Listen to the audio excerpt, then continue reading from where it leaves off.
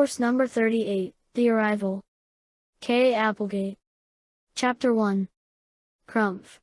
Crumph. The thudding of fists against human flesh is not a pleasant sound. It is particularly sickening when heard through a metal pipe. The sound echoes and is magnified. That's enough. Stop it, a human voice commanded. The sound was muffled, vague, indistinct. I was feeling the voice through my 6 legs, through my antennae. But he's told us nothing, a second human argued. I should not call them humans. They are human controllers. There is a difference. Human controllers are humans whose bodies have become hosts to the Yeerk invaders.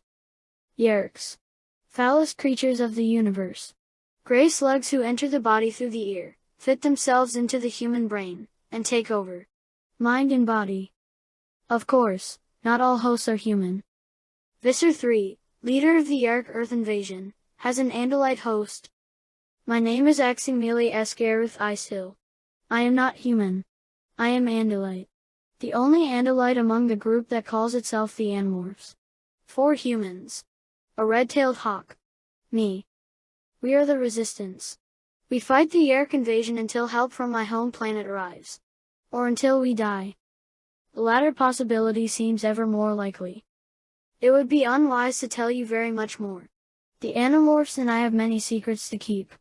And I, as an Andalite, have the secret of my own race to keep. Crumph. The sound again. Had we not been on the pipe we would not have heard it. Roaches feel vibrations. The pipe carried those vibrations directly to us. We were making our way up a corroded, rusty metal pipe within the interior wall of a 2-story office building. Our mission? To rescue our friend and collaborator, Mr. King. We had all seen the front page article on the Sharing, the Yeerk Front organization. We had been suspicious that the paper had become yet another Yeerk-run organization. Mr. King had thought it safe to break into the offices of the Chronicle and examine their computer data, find the truth. Apparently that was a mistake. Talk. Human Controller 2 shouted. What are you doing here? Who are you? Why are you snooping? Crumph. I said stop it. Human Controller 1 repeated angrily. If you kill him, Visser 3 will execute us for wasting a potential host body. There was a long pause before Human Controller 2 spoke again. Visser 3 will execute us for incompetence if he finds out we couldn't beat the truth out of a mere human. Let's kill him and incinerate the body. Visser 3 will never learn that we failed. Visser 3 will wonder why we did not simply infest him and learn the truth. I tell you there is something wrong with this human. I tried to enter the ear canal, but it's blocked in some way. You don't believe me, you try it. Ax? What happens if they hit the Chi with a Drakon beam? Can they fry him? Prince Jake asked me in the thought-speak language we use while in morph. I'm assuming that it would depend on the amount of power used. A low setting might only disturb the Chi's holographically projected body. It would reveal the android beneath. But a full power setting could very possibly destroy Mr. King entirely. Which would be worse from our own narrow perspective? It is an interesting question. Thanks, Spock, Marco said, using the human tone I've come to recognize as sarcasm. Sure you're not a Vulcan? Vulcans are fictional creatures, I replied. And not a particularly convincing creation. Variations among real alien species tend to involve more than cosmetic variations in ear formation and eyebrow alignment. As I believe you may have noticed. Marco said, Hey. Who just crawled over my back? Sorry, Cassie said. Lousy visibility. The sound of a new blow came echoing through the pipe again. Talk. Talk or we'll kill you. We were inside the wall. To one side, the torture. On the other side? We would have to find out. Prince Jake's voice was sharp and urgent. Follow me and get ready to morph. Why doesn't Mr. King just walk out of there and save us a whole lot of trouble? Marco asked. What's the problem, Marco, missing the Rugrats marathon? That was Rachel. Rachel never found reason to resist action. For my own part I sympathized with Marco. The Chi were frustrating. Very useful allies. But also liabilities. My human friends have a certain sentimental sympathy for the pacifism of the Chi. I do not. Rachel, have I mentioned that I consider you the most attractive cockroach around? Psychotic, yet with a certain cockroach style.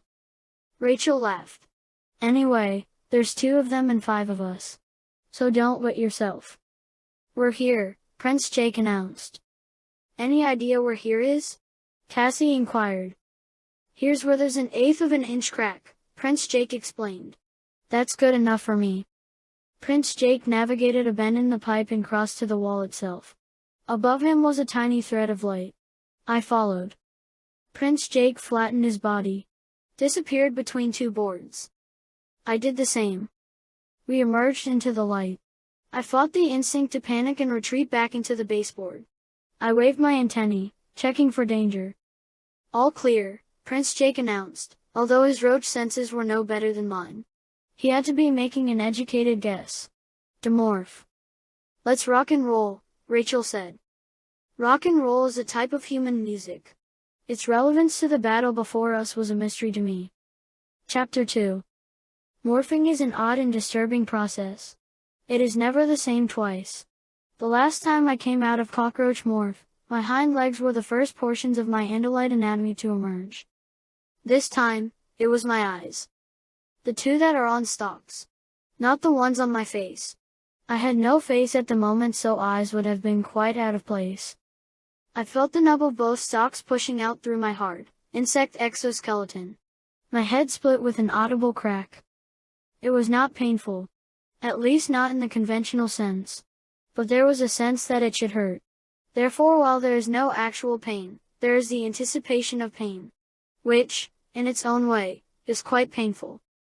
My 2 stalks emerged and I was able to see the others with far more clarity than the roach's dim senses allowed. Marco, Rachel, Cassie, and Prince Jake. All demorphing from roach to human. Neither transition, roach to Andalite or roach to human, is attractive to watch. I try to be sensible about such things, but it is simply disturbing to watch human flesh grow out of a roach's hard, caramel-colored exoskeleton. The melting of enlarged roach mouthparts to reform as human mouthparts is particularly unsettling. Possibly because for an Andalite all mouths seem alien. We were in a room filled with what appeared to be filing cabinets. There were newspapers piled high in stacks. The sound of torture came from the other side of the wall. Still clear outside here, Tobias reported. He sounded bored. Just watching the moon go by overhead. Tobias is a nutlet, a person who overstays the 2-hour limit, and becomes trapped in morph. He has, in fact, reacquired his power to morph and could, should he choose to do so, resume human form permanently. Assuming he would be willing to become a sort of human nutlet, trapped forever in his original form, never able to morph again. He has chosen to remain a red-tailed hawk. He usually provides air surveillance for us during a mission. Prince Jake looked at the others. And then at me. Ax, you go in as yourself. Everybody else, battle morphs. We're doing this fast. And we're doing it right. We heard the door to the next office open and close. I brought in 3 Drakon beams, Human Controller 2 said. Enough to reduce him to a little pile of ash. Prince Jake began the tiger morph. His eye teeth grew, surging forward like plunging daggers. 2 sharp tiger ears sprouted from his hair before his own human ears disappeared, creating a very odd appearance. His forearms bent at an odd angle, growing shorter and sprouting orange and black fur. The others were right behind him. Or, in Cassie's case, ahead of him. She is quite talented at morphing. I was soon in the company of a tiger, a wolf, a grizzly bear, and a gorilla. If someday an Andalite reads this and wonders what these animals represent, I should point out that the animals of Earth are often very powerful, capable of doing tremendous damage with a combination of claws, teeth, lightning reflexes, and highly acute senses. Among the animals of Earth, these 4, each with its own strengths and weaknesses, formed a powerful force. For human readers, I should explain that my own Andalite body is of course sufficient for battle situations. I have 4 eyes, 4 legs, 2 arms, and a tail blade that can slice a human in half with 1 swipe. Well, perhaps 2 swipes. I may perhaps have a tendency to overstate my capabilities. They're right on the other side of that wall, Cassie said. Her wolf senses could pinpoint her targets within a few feet one way or the other. Too bad there's no door, Prince Jake said. Rachel? Marco? Ax? Make a door. Rachel stood. 800 pounds of loose, shaggy brown fur over massive muscle and bone. Kaboom. Rachel slammed into the wall. The flimsy drywall cracked from baseboard to ceiling in several places. What the? Before the human controller on the other side of the wall could finish his cry. Snap. Marco grabbed the cracked wallboard and ripped it back. Flop. Flop. I whipped my tail over my head and sliced the bent sheetrock so that it fell away with a clatter and a puff of dust. Cassie was through the gap in a flash of gray fur, teeth bared. Jake was right behind her. Andalites. The two human controllers screamed. The Yeerks believe we are all Andalites. Actually, there was just the one Andalite. Me. I felt that would be enough. Chapter 3. It was a small room. Badly lit.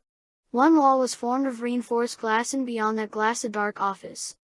I should have worried about that. We all should have. But our attention was drawn to what appeared to be a badly beaten human, barely holding on to consciousness, slumped on a chair. His arms were bound behind his back with metal chains called handcuffs. His ankles were likewise affixed to the legs of the chair.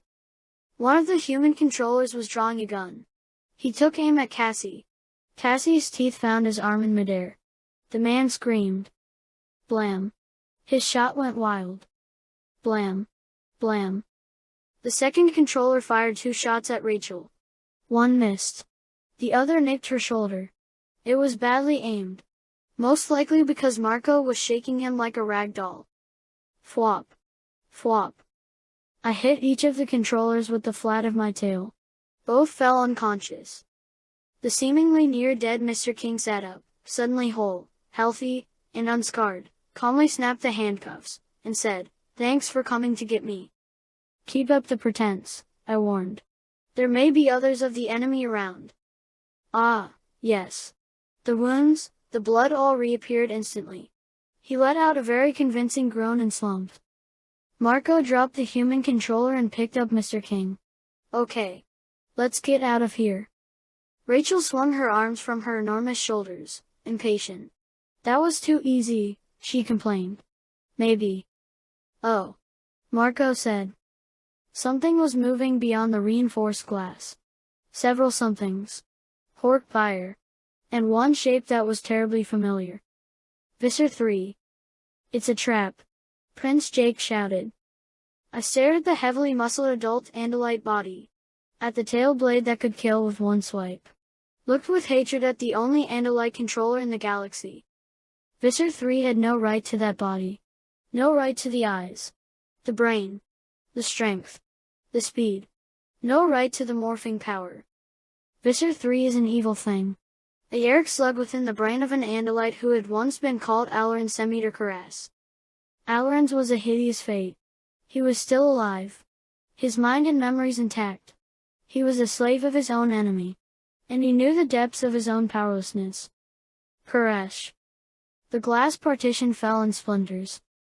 The Visser leapt. Straight for me. Flop. I blocked the blow. Barely. He was fast, very strong. Stronger than me. But I was not alone. Ruet. The tiger's roar shook the light fixtures. Their fluorescent glow flickered. Jake bounded over 3 desks and landed, claws extended, on the Visser's back.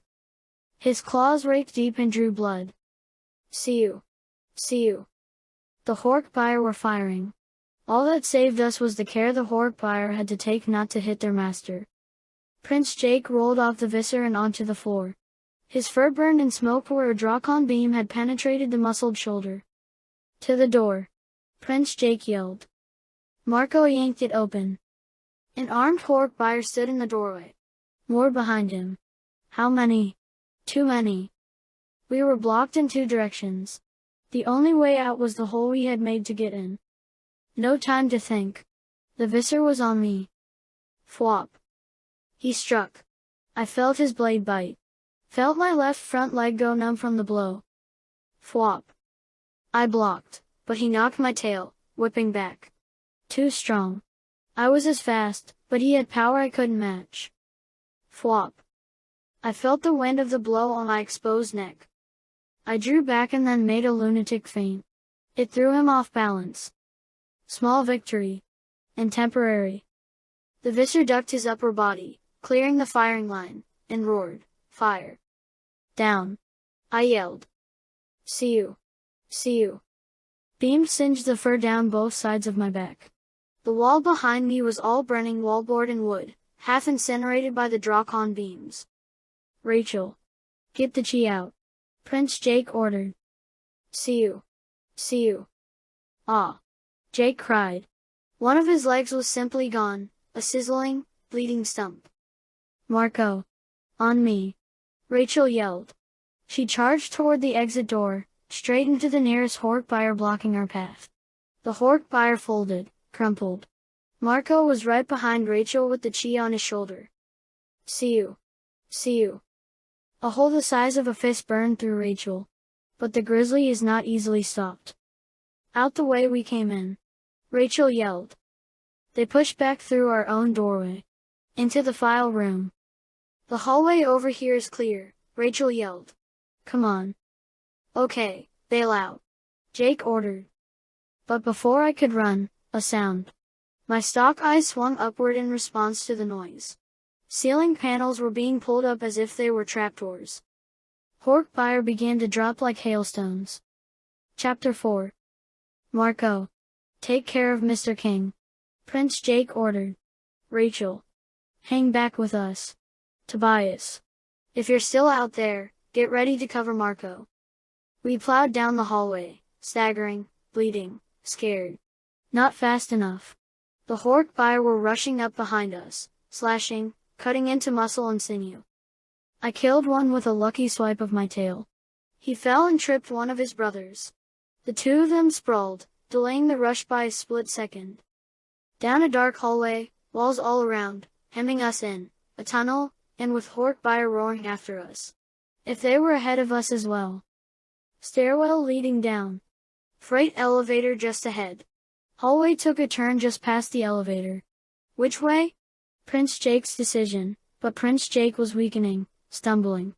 How much longer could he keep going on 3 legs? I wasn't much better off. Bleeding. Staggering. Hurt. Sri.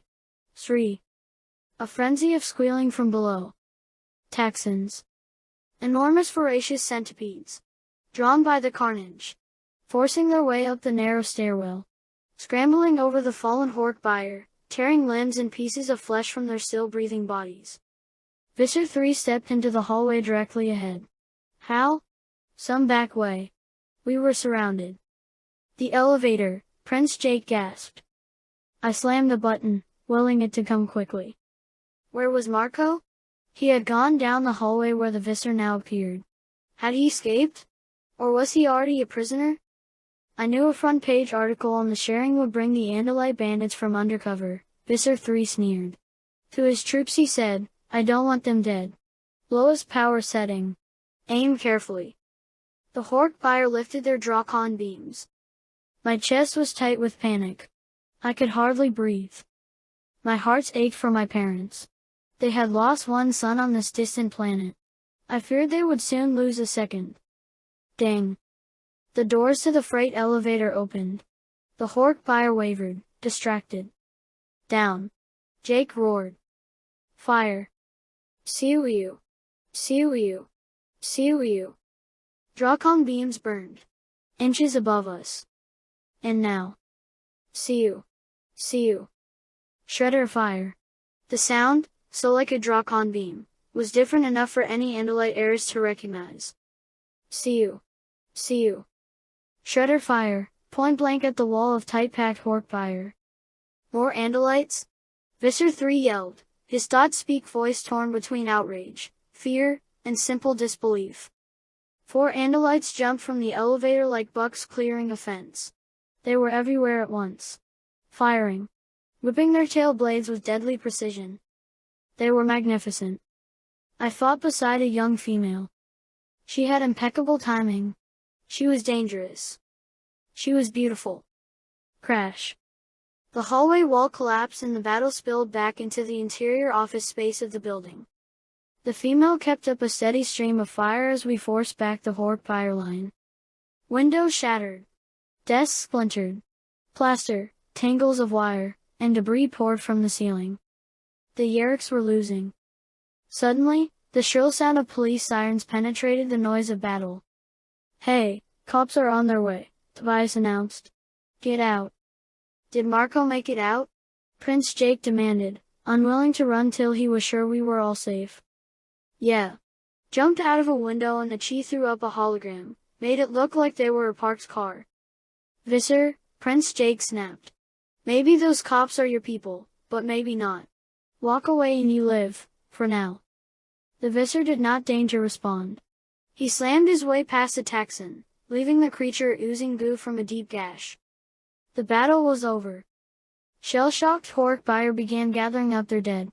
Texans waddled back down the stairwell, dragging what meat they could take away with them, to disappear into some secret basement hiding place.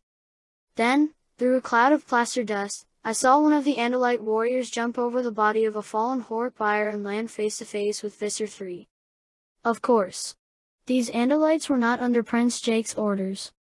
The Andalite lifted his shredder. It would be a point-blank killing. I felt a surge of hot joy in my heart. Visser 3 looked at the Andalite. "Arbot." The Andalite's eyes flickered and his finger hesitated on the shredder. Flop. With the flat of his tail blade, the Visser smacked the weapon from his assailant's hand. "You never could see that one coming, could you, Arbot?" Visser 3 laughed. "That's what comes of thinking too much and tail fighting too little." The one he had called Arbot let out an Andalite curse. Visser 3 leapt to safety behind a phalanx of Yeerk fire. Prince Jake said, "I don't know who you guys are, but first, thanks. Second, get out of here. The cops get in on this and we'll have a massacre of innocent policemen. Withdraw. Now." One of the Andalites commanded. "Everybody out," Prince Jake ordered.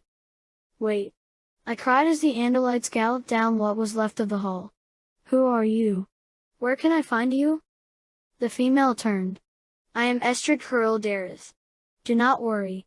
We will find you, Aximili Esgareth Icehill." Chapter 5. An hour later, we were in Cassie's barn. Cassie's family runs the Wildlife Rehabilitation Clinic. At any given time, the clinic houses several dozen wounded or ill creatures, often exotics. There are also squirrels, rabbits, pigeons, and grackles. Common creatures that come and go, drawn by the seeds and oats that lie scattered in and around the barn. "No doubt about it," Marco said, waving a copy of the Chronicle. "A propaganda mill for Yeerks. Part 3 in a 5-part series on the sharing. The sharing exists to recruit human hosts, willing and unwilling. It poses as an innocuous family-oriented group. For every Yeerk that has a host body, there are thousands of Yeerks that do not. They live in a dank pool where they feed on Kandrona rays. And wait. They wait for host bodies. They would not wait much longer." "It seems obvious that the Andalite fleet has arrived," I said. "The Yeerk invasion will soon cease to be a problem." "Not so fast, Axeman," Marco warned. "How can we lose when even our females fight like trained warriors?" I heard the old Andalite vainglory in my voice. I thought I had outgrown the impulse to boast. But the thrill of fighting side by side with another Andalite had reawakened all the pride of my people. For the first time since I'd found myself stranded on Earth, I felt that the future might be hopeful. So I did not understand the look of wariness and pity transmitted from face to face. "Cassie." To Rachel. To Prince Jake. To Tobias. To Marco. Marco spoke. "If I've learned one thing, it's this: it may walk like an Andalite. It may talk like an Andalite. But that don't mean it is an Andalite." "He's right, Ax." Cassie held a defang pit viper she had found abandoned in the schoolyard. Gently she pried it from her arm and placed it in a large tub beneath a heat lamp. "We know it's hard for you, and that you're lonely a lot of the time," Cassie continued. But we have to be realistic," Marco finished. "This might be the fleet. Or it might be some fresh hell." Prince Jake crossed his arms. "How do we know these new Andalites aren't Yeerks with Andalite host bodies?" "Right," Tobias agreed. Maybe a sub-Visser and his posse looking to leapfrog to the top by taking out Visser 3. Impossible. I protested. In a world where slugs can take over entire civilizations, anything is possible, Marco reminded me. The female knew my name. The only way she could know that is via the message I transmitted to the home planet, or through the forces we encountered on Lyra. Funny you should mention Lyra, Marco said. He did not say anything more. He did not have to. There, for the first time in my life, I had learned that even an Andalite may be a traitor. These warriors are true Andalites, I insisted. I know this. When I fought beside the female, I felt a sense of connection unlike anything I have felt before. Another look passed from face to face. This time, it appeared to be one of amusement. Ax, Cassie said. I think you have what is commonly known as a crush. A what? A feeling that makes it hard for you to see the truth, if the truth is unpleasant, she explained. Yeah, you know, like the way Cassie can't see that Jake is really just a pinhead, Marco said. Prince Jake threw a horse comb at Marco that Marco dodged. Marco and Prince Jake are best friends. This sort of behavior appears to be typical of male friendships. Until we figure these guys out, let's just hang loose, Prince Jake said. Yeah. Like maybe not change our minds about who is in charge and who isn't, Rachel said bluntly. I felt myself flush. In the Lyra incident I had changed my allegiance from Prince Jake to the Andalite officer who betrayed us. I was still ashamed of this. But I had sworn never to abandon my prince again. Unless it was at his command. Shame was quickly replaced by anger. Do you doubt my loyalty? I demanded. No, I don't, Prince Jake said firmly. And with a sharp look at Rachel he added, neither does Rachel. I just don't want you to do anything without talking it over with us first. Okay? I am a true Andalite warrior, I said angrily. And a true warrior never reneges on his oath to his prince. I left the barn and galloped until both my hearts were pounding. I was angry, but that emotion cooled quickly enough. The emotion that replaced it did not cool. She was beautiful. She was so beautiful. Chapter 6. Crack. I leapt out of range before the tree limb could fall on me. The limb I had severed with one blow of my tail. Good shot. Tobias circled downward, landing in the tree. Tobias is interesting. A Nuthalit, but now an almost voluntary one. He has lost his human life, but not his human friends. He belongs. But at the same time, he does not belong. Like me. Perhaps that is why he is my true Shorm. What humans would call a best friend. Or soulmate. That and the fact that my brother was Tobias's father. I assumed the attack position again. Would you mind not doing that while I'm sitting here? Tobias asked. They said they would find me. I may be called upon to fight at any moment. I must be ready. I must practice. Even though I am only an heiress, what humans would call a cadet, in the Andalite military, I had undergone rigorous training at the academy. Tail fighting is a sport, an art, and a deadly combat skill. I had a feeling that I was about to be tested. I did not want to disgrace myself. Okay. But you know, it also wouldn't hurt to take a look around town. See if there's any sign of Andalite troop presence. You know, maybe a couple dozen of your folks down at the mall. Besides, I found $20 this morning. Which sounds like a visit to the food court to me. Cinnabon? Cinnabon for you. Me, I'm a taco kind of guy. When I'm not enjoying fresh mouse. Cinnamon buns. I paused. I am extremely fond of cinnamon buns. I am so fond of them, it is hard for me to restrain my joy in eating them. I have now had much practice eating cinnamon buns. But from time to time, I still have difficulty containing my enthusiasm for the taste sensations that come from these tasty treats. This is one of the things I must explain to my people, the incredible joys of acquiring human morphs and using the mouth to ingest intensely flavored items. I began to morph a northern harrier. The blue and tan fur of my body began to grow longer and shingle. Layer upon layer of feathers appeared upon my shrinking body. I take it that means yes, especially since I've already hidden our outer clothing on the mall roof, Tobias said. We flew over the main part of town. Together. But not close. If Tobias and I were seen flying in tandem, it might attract attention. Yeerk attention. Once we had landed safely on the mall roof, Tobias began morphing to human. The sharp angles of his scowling hawk head blurred and rounded out. Flesh appeared on his face first. It swirled and rippled like dough as it arranged itself into human eyes, a human nose, and a human brow. His bird legs grew enormously long until what began to protrude was no longer bird leg, but bone. The bone formed a femur, a patella, and a tibia. Claws became toe bones. Flesh poured down the bones like liquid and molded thighs, calves, and feet. I concentrated. I would have to demorph to Andalite before morphing to human. Though we have agreed that it is immoral to acquire the DNA of sentient creatures, we also have agreed upon exceptions now and then. I acquired a bit of DNA from Jake, Marco, Cassie, and Rachel. Thus, when I am human, I vaguely resemble all of them, but duplicate no one. It is a moral compromise. We have all learned to make them.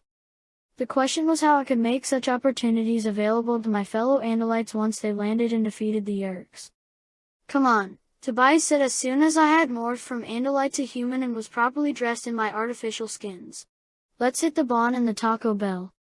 I followed Tobias toward the small stairwell off the roof used by workmen. Through that door and down 2 flights of stairs was a door that led into the mall. We heard the commotion the moment we entered the first floor.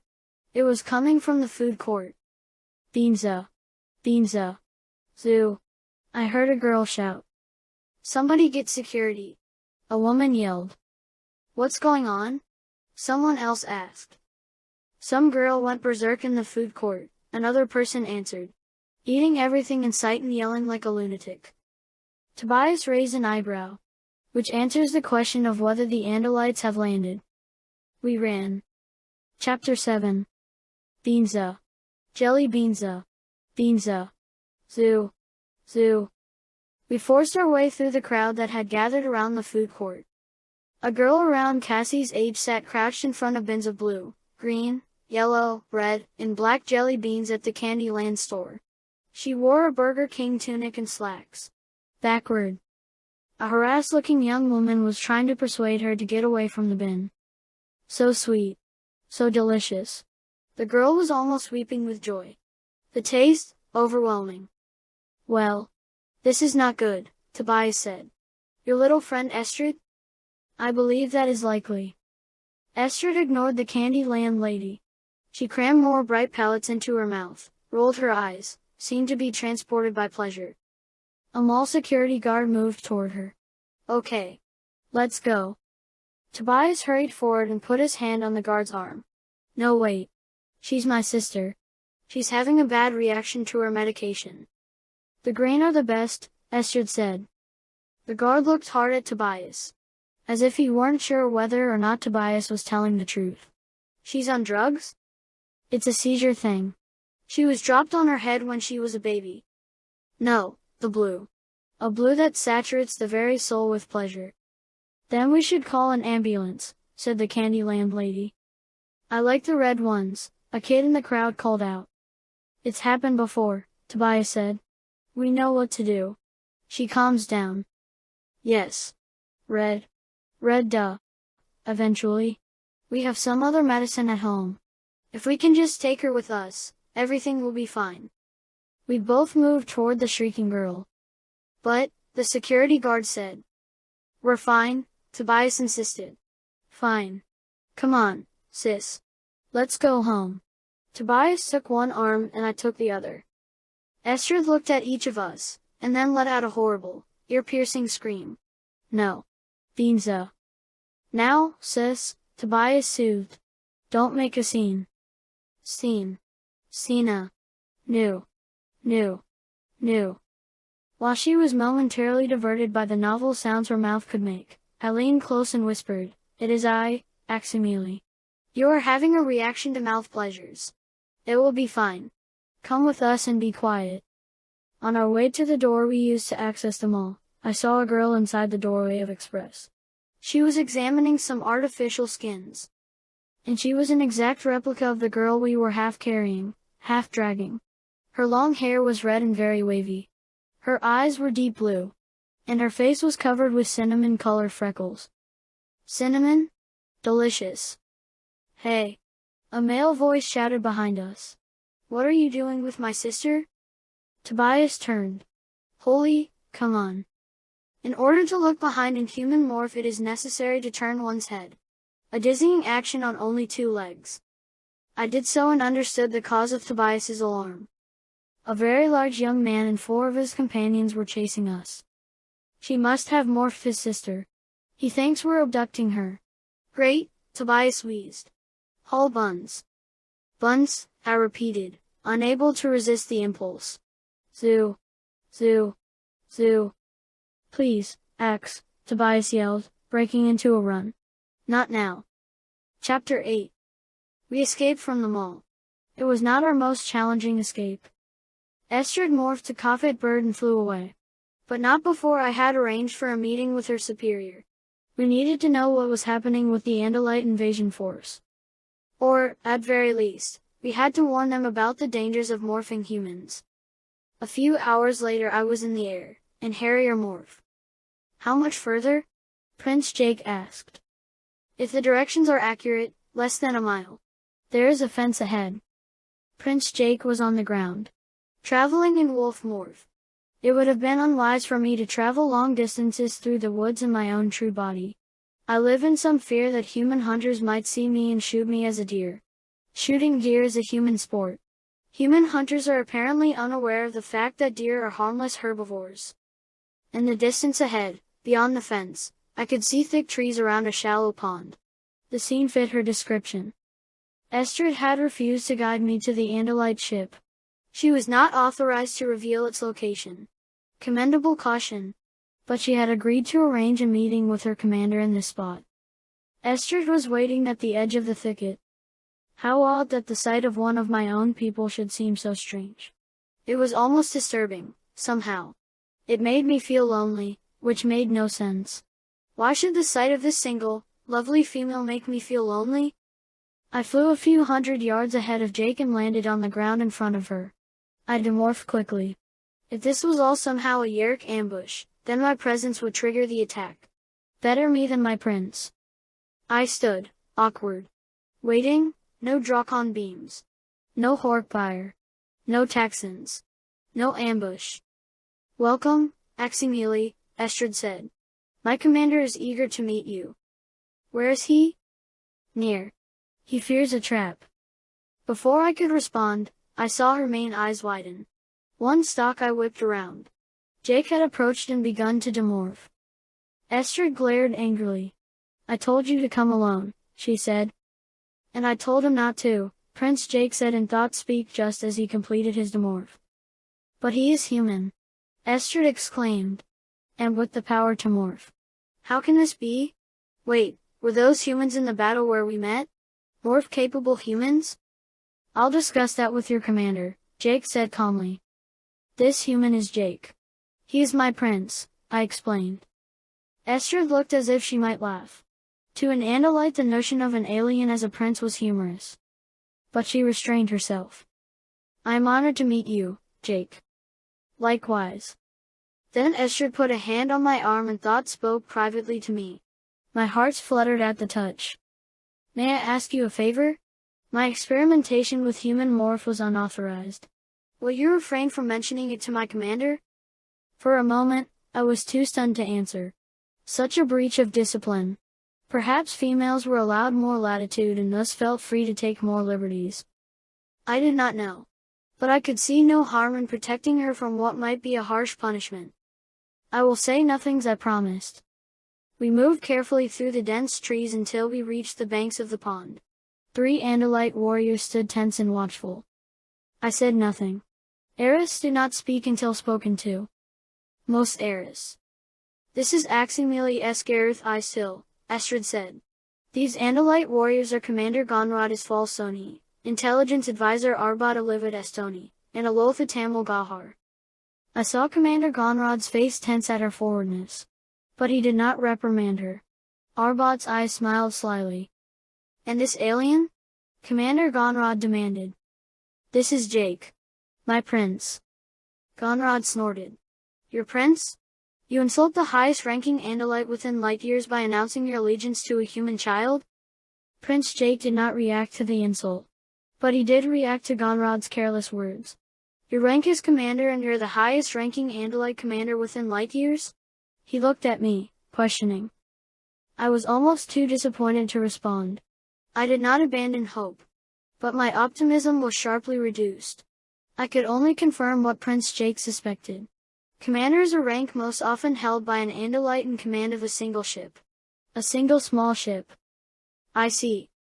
Their goals are plain to bluff the enemy into thinking they are outnumbered. Oloth let out a crack of laughter. Highly insubordinate. Silence. Gonrod looked only at me. He refused to acknowledge Prince Jake. Aristaximili, inform this human that we are not prepared to discuss strategic matters with him. Commander Gonrod, Prince Jake is the leader of the human resistance on Earth. Really? And how many warriors does he lead? Commander Gonrod asked me. Not enough, Prince Jake said bluntly. No. Not enough. But morph capable.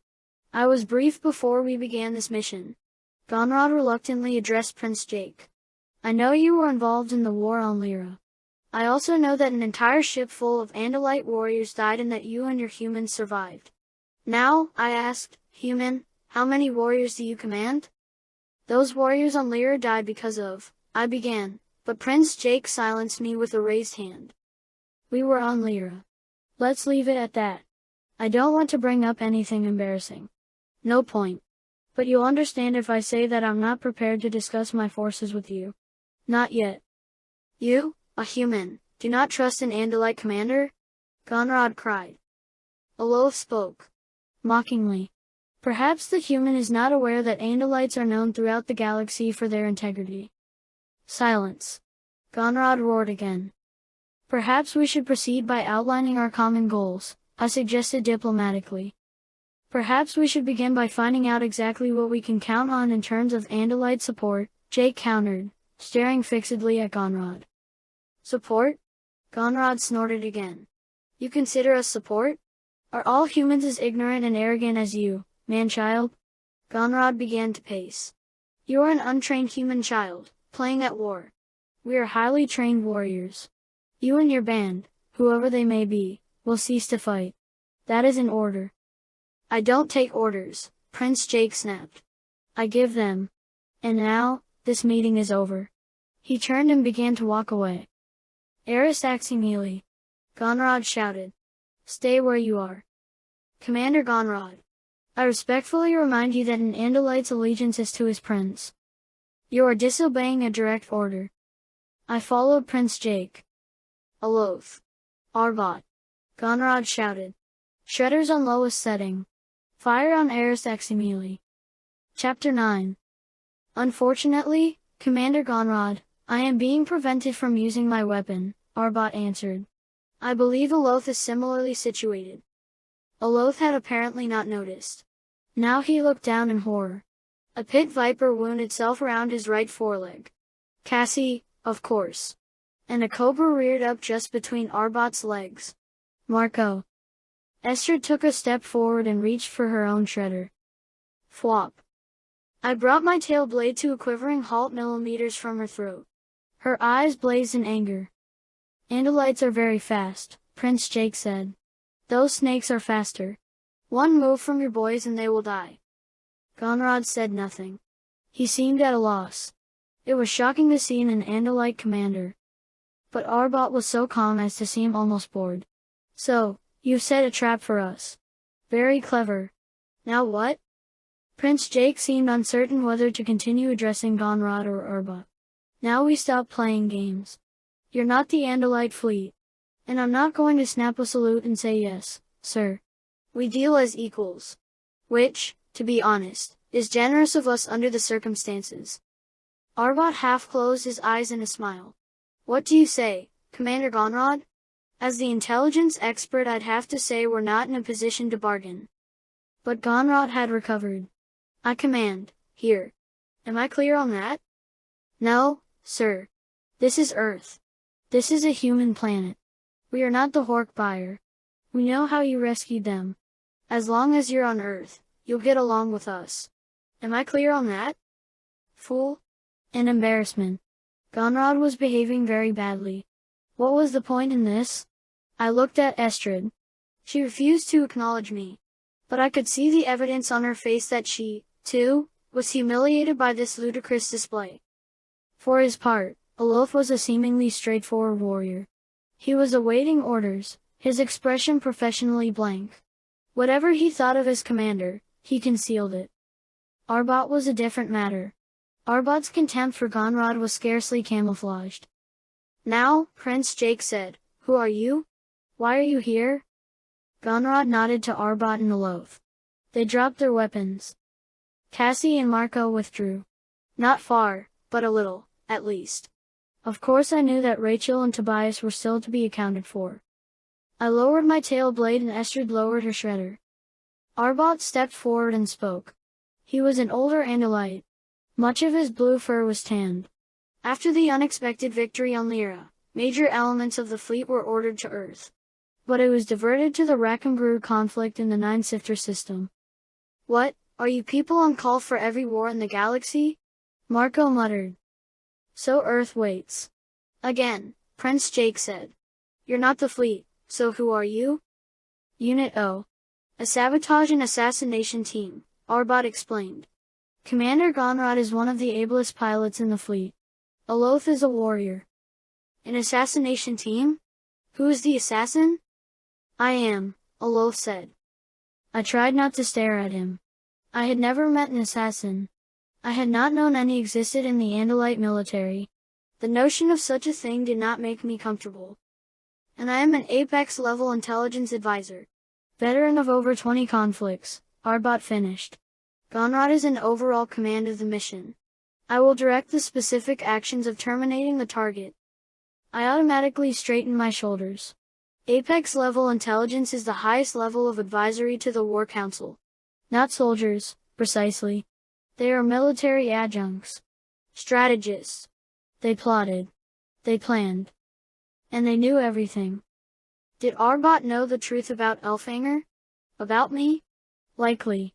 Our eyes met, but I could read nothing in their ironic, self-possessed gaze. Gonrod was a fool. Arbot was not. "What about Estrid?" Prince Jake asked.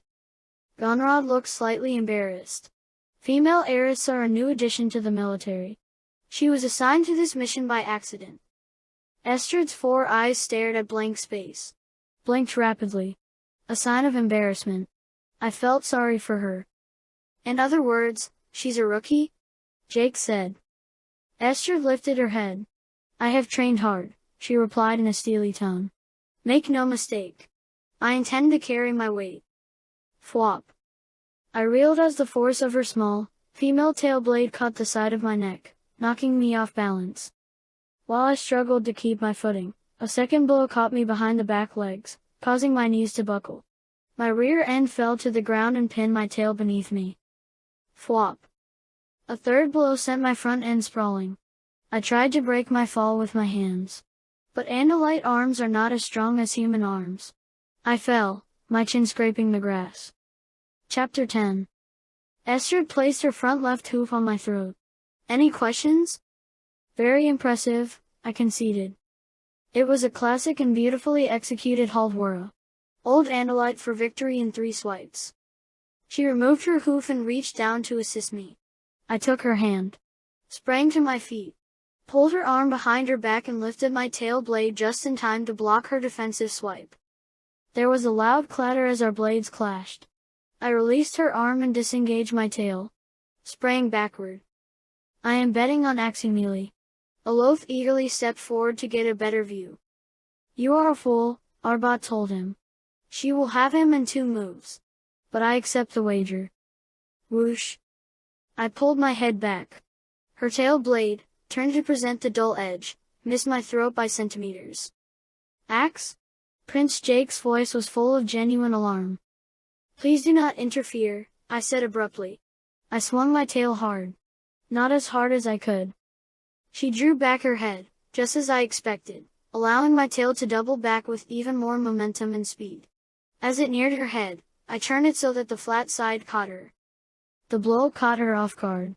She tumbled to the ground, rolled and sprang up nimbly again. She was not going to be easily defeated. You have a good swing, she said. But mine is better. Flop. Flop. She was right. I had never seen a tail move so fast. In the blink of an eye, she caught me with the exact same move. This time I fell and rolled. Sprang up. Not as nimbly. Ooh, that had to hurt, Marco commented. You did that very gracefully, Estrid observed.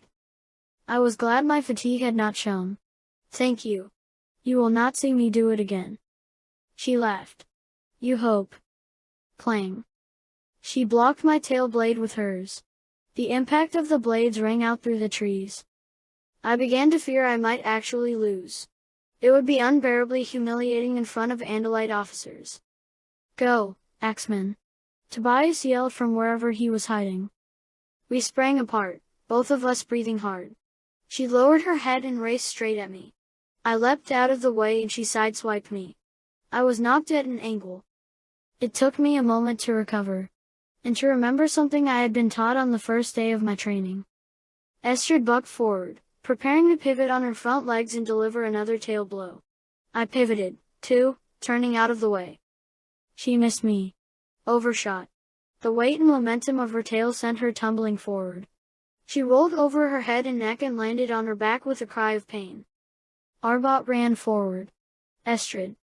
She lay still for a moment. Then she began to laugh. You beat me with the simplest move in the lexicon. Sometimes the simplest solutions are the most effective, I replied. If she had been a male, I would have begun to boast. But it seemed less than gracious to boast about beating a female. Even one who was very, very good. Aloth chuckled happily. He had won his bet. Prince Jake watched me with a frown. He shook his head slightly and rolled his eyes upward. It is a human expression with several interpretations. In this case I believe my prince thought I was behaving foolishly. I would have helped Estrid, but Arbot was already pulling her to her feet. I apologize, she said to him. You have lost your bet. You fought well, he said proudly. He looked at me with new respect in his eyes. But you fought better. You have not forgotten your academy training. And you show the sign of a great deal of experience. There have been battles, I said. Arbot gave me a speculative look. I believe we have common goals, Aximili. I believe you and I have much in common. Visser 3 killed your brother. What Visser 3 did to my brother was worse than death. What did he do? Prince Jake asked. Arbot's face betrayed no emotion. My brother is Alrin. Host body to Visser 3. I was not equally controlled. I jerked involuntarily. Prince Jake's eye narrowed. So you're here too. To assassinate him, Arbot answered. Yes. Our mission is to kill Visser 3. Chapter 11. Revenge is pointless and immoral, Cassie insisted. Revenge is just another word for justice, Rachel said, her face hardening. He's talking about killing his own brother, Cassie argued. He had a chance. Back at the newspaper, Marco said. He wasn't prepared, Rachel argued. Visser 3 doesn't give a lot of second chances, Marco said. Maybe these guys are just blowing smoke. Maybe Arbot isn't as bad as he thinks he is. Although Loth looks like trouble. I watched a group of grackles pecking at some spilled seed. One appeared not to be hungry.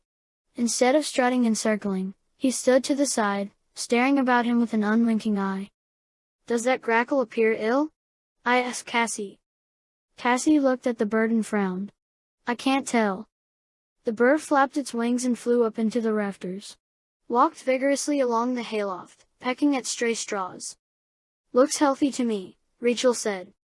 Forget the birds, Marco snapped. We have some stuff to deal with here. He was right, of course. At least about the importance of the issue. I hoped he was not right about Arbot. Arbot had revealed that Visser 3 occupied his brother's body. I understood why Arbot had hesitated when he had the chance to kill the Visser. I understood. I sympathized. And yet, I worried. Any Andalite, and many humans, would rather die than continue to serve as host. But to perform the killing or not is an agonizing decision. As it should and must be. Marco's mother is a controller. Prince Jake's brother, Tom, is also a human controller. I did not tell Arbot that I, too, had been unable to kill Alarin. Not even when the former war prince had begged me for death as the slug that was Visser 3 temporarily abandoned Alarin's poisoned body. I could not. To my unending shame, I could not bring myself to kill him. And just as Alarin had feared, the Yeerks had revived him. Visser 3 had reinfested him. So we had listened as Arbot explained Unit O's mission. The War Council had ordered Visser 3 killed. Visser 3 was a continuing embarrassment to our people. We had allowed him to keep an Andalite host and had been unable to stop him. Visser 3 was an enemy. We were at war. It made sense. But why had Arbot been chosen for the mission? Surely it must have occurred to someone that organizing and ordering the death of his brother was a particularly difficult thing for him to do. War is one thing, Cassie said now. Murder is another. What do we gain by helping Arbot and Aloth assassinate the Visser? I spoke. By Andalite custom, the murder of a family member must be avenged. Perhaps together, Arbot and Aloth and I can succeed where each of us alone has failed. Sounds like a plan to me, Rachel said. It's a terrible plan. Don't help him, Ax, Cassie begged. Alarin is still alive. Where there's life there's hope. Great cliché, Marco sneered. An Andalite warrior would rather die than serve as a Yeerk host, I said. I guess it's a live free or die thing, Tobias said quietly. He sat on a rail overhead. Well, it's just cowardly, Cassie insisted, putting her hands on her hips. The easy way out. If you're dead, you don't have to fight for your freedom, do you? There was a long silence. No one said anything. I looked to Prince Jake, but he was sitting with his head in his hands. Jake? Cassie said. No answer. Marco stood impatiently. Are we all in denial or what? Why are we even arguing about this like it matters? I mean, come on. We know what this is about. We're sitting here fighting out the same disagreements, asking ourselves what we should do next. There's no next. It's over. It's so over, isn't it? I mean, we fight because we think the Andalites are coming someday. We've been carrying out a delaying action. Slowing the Yeerks down so it wouldn't be too late by the time the big deal Andalites came along. Rachel let out an exhausted sigh. As much as I hate to admit it, Marco's right. The fleet is not coming to the rescue. The Andalites aren't here to help save Earth. They're here so Arbot and the Andalite command can settle their score with the Visser. This isn't the Marines storming in to save us. Exactly, Cassie said. It's personal. It's political. But there's no strategic value to the mission. No real military advantage. So that just makes it murder. Hey, Cassie, you know what? Marco snapped. Who cares? I mean, who cares about all your moralizing? Are you even paying attention? What do you think, that the 6 of us are going to win this war? By ourselves? 4 kids, a bird, and an alien? 6 kids who can turn into animals, big deal. We've hurt the Yeerks, we've frustrated them, we've slowed them down, but we're pebbles in their shoes. This has always been about us being the resistance until the Andalites could do a D-Day and save our sorry butts. I had never heard Marco speak so harshly to Cassie. But more shocking still was that Jake did not step in to silence him. I had been so distracted by Estrid, by seeing my own people again that I had overlooked how devastating this news would be to my friends. They had hope for salvation. Instead they were presented with another complex problem, more dangers, more futility. I scanned each of their faces with my stalk eyes. These were not the humans I had known for so long. Prince Jake stood. If the Andalites were serious about helping us, they'd have sent an invading force. And Cassie's right, they'd trade Visser 3 for some other Visser. How does that help us? And Marco's right, too. We're tired. We're so tired there are times I don't think I can get up the energy to breathe. And now, instead of help, big-time help, we have what are obviously the dregs of the Andalite forces. Gonrod's a fool. Aloth is just a foot soldier. Estrid's a rookie. And Arbot's a guy off on his own. So what's our plan? Rachel demanded. Prince Jake said nothing. It was sad. That is what I realized. Very sad. We had turned to Prince Jake so many times and always he had been there with an answer, a plan, or at least a hope. Marco slapped Rachel lightly on each cheek. Wise up. Any plans we had, or have, are basically worth squat at this point. The war is over. Earth lost. The explosion was instantaneous. Rachel lunged for Marco. Don't you ever touch me again. She screamed. Marco fell to the ground and shielded his face with his arms. Get off me. Get off me, you wacko. Stop it. Stop it, Cassie cried. Tobias fluttered to the ground. Laughed bitterly. That's it. I can't take this anymore. I'm losing my mind. I'm out. Out of here, out of this, I'm done, man. Tobias flapped his wings and flew from the barn. Chapter 12. All right, stop it, Rachel. Prince Jake pulled her off Marco. Shook her hard. Rachel reeled back and raked her hair from her eyes. Marco stumbled to his feet. Face facts, he panted. The Andalites don't care. This isn't about Earth. It's about boosting Andalite morale by wasting the guy who made an Andalite a host. There was a long silence. Everyone looked at me, staring as if they expected, hoped, that I would deny the truth of what Marco was saying. Ax? Prince Jake prompted. I shook my head. What was there to say? Prince Jake frowned. Then what do we want to do? I know what I'm going to do. Rachel angrily kicked a metal bucket. It clattered along the dirt floor of the barn. 2 injured geese sent up an alarmed gabble. A small brown rabbit who had been sitting beside a bale of hay dove into a stall and disappeared from sight.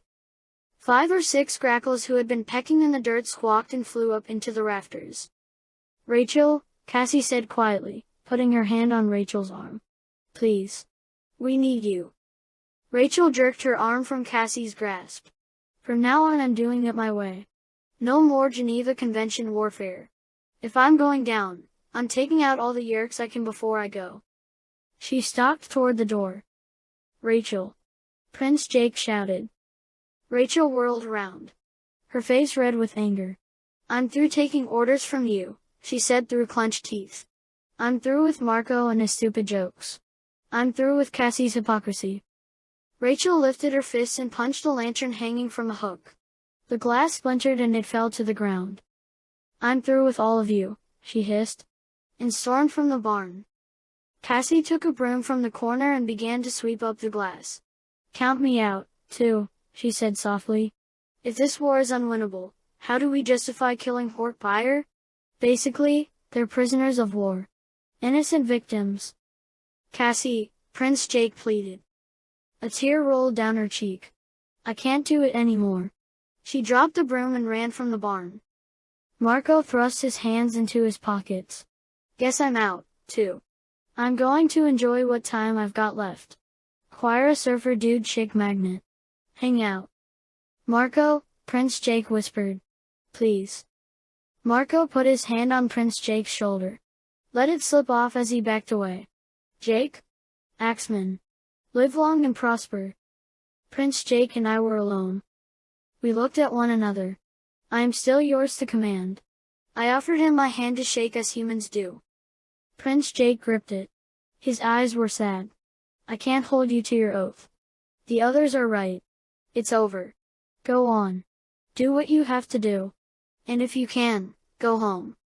Prince Jake squeezed my hand tightly, forgetting that Andalite hands are not as strong as human hands. I knew it was an expression of affection. I tried to return the pressure. Prince Jake straightened his shoulders and lifted his chin. Goodbye, he said. And thank you. For everything. He walked slowly from the barn. His silhouette disappeared into the bright glare of the morning sun. I stood alone. Remembering. It was peaceful for the first time in a long time. No arguments or debates. Quite pleasant, really. Estrid, I said finally.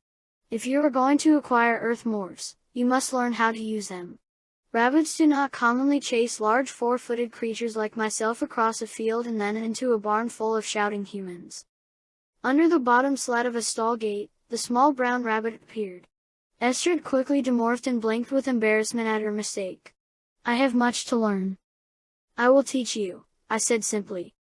Her 4 eyes looked at me and shone. You will be happier with your own kind. Chapter 13. The Andalite ship was cloaked in a large empty field outside the fence of a family entertainment center called the Gardens. I knew the Gardens well.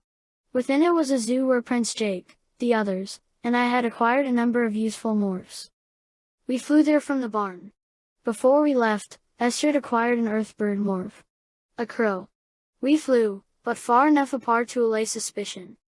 As we descended, a square hole appeared in the sky. The upper hatch of the ship. We flew inside and it slid shut behind us. This is the upper deck, Estrid explained. Let us demorph and I will take you down to the command deck.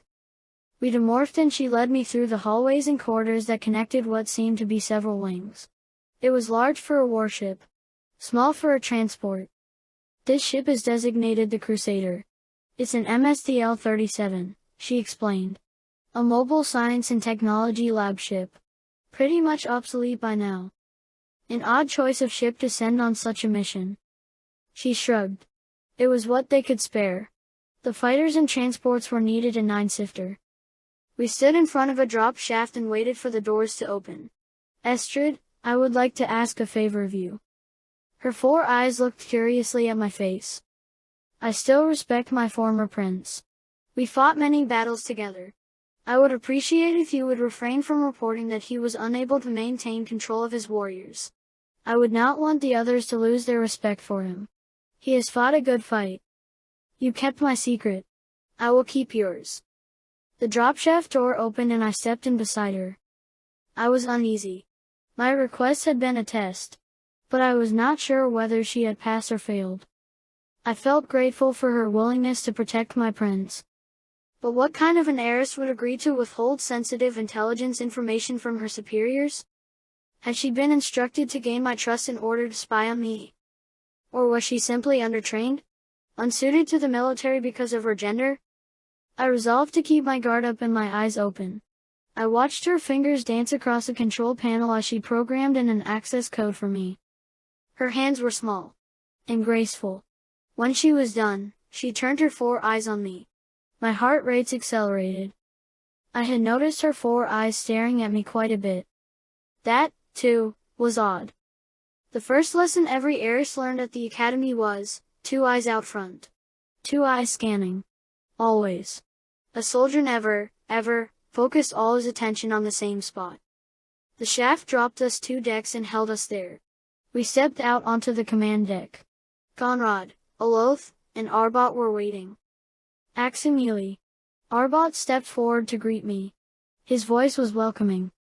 I saluted and made the traditional Andalite bow. Commander Gonrod. My prince has released me and I now pledge myself to you. Gonrod appeared mollified by the respect I showed him. We are quite informal on this mission, Arbot said. Gonrod bristled. But the chain of command is clear. Of course. Of course, Arbot said to Gonrod. I did not mean to imply otherwise. Arbot walked over to a workstation where Aloth calibrated a collection of handheld shredders. With one of these, I hope to destroy Visser 3. How can I help? I asked him. Arbot took my arm. Guided me to the terrace perimeter of the deck where we could look out through the windows at the barren scrub grass outside. He spoke to me privately. I am willing to do anything it takes to destroy Visser 3.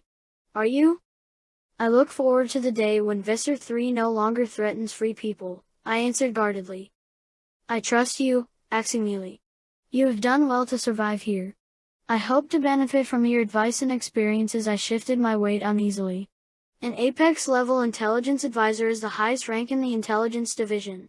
An heir is the lowest rank in the regular military. On Earth I had followed, not led.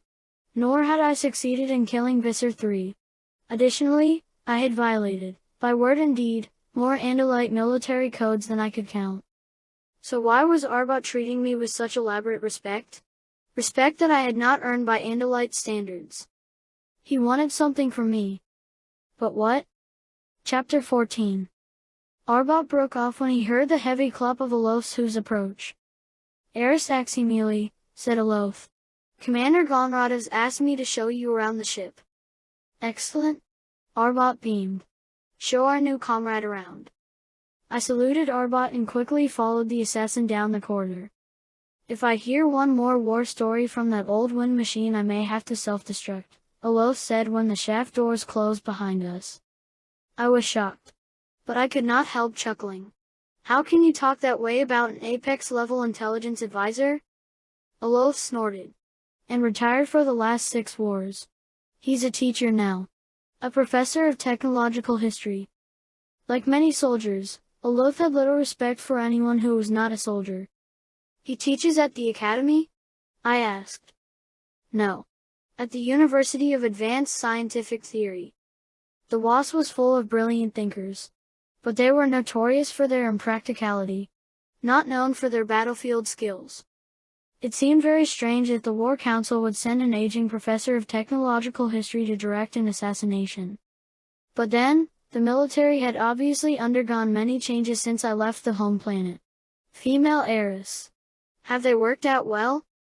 Olof snorted again. I keep waiting for Estrid to find some way of making herself useful. Does she have no duties? Olof shrugged. None that seemed necessary. Gonrad and I both tried to make a detour and drop her at a base.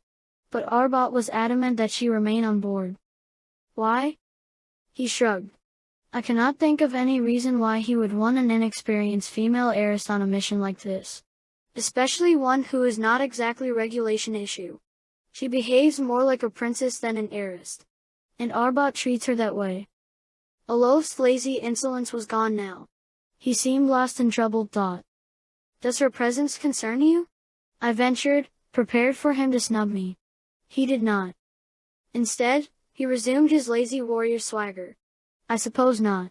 She is probably here because intergender staffing is some pet project Arbot sold the War Council on. Or maybe she is somebody's niece and he got her fast track through the academy. Olof gave me a significant look and laughed cynically. I had the feeling I had just missed something. But if that were true about Estrid, it would explain many things. I guess none of us are exactly what you would call regulation issue, Olof added with a wry laugh. No? What do you mean by that? Nothing I feel like explaining to an heiress, he said with a chuckle. Not even the brother of Elfhanger. Now stop asking me questions and listen for a change.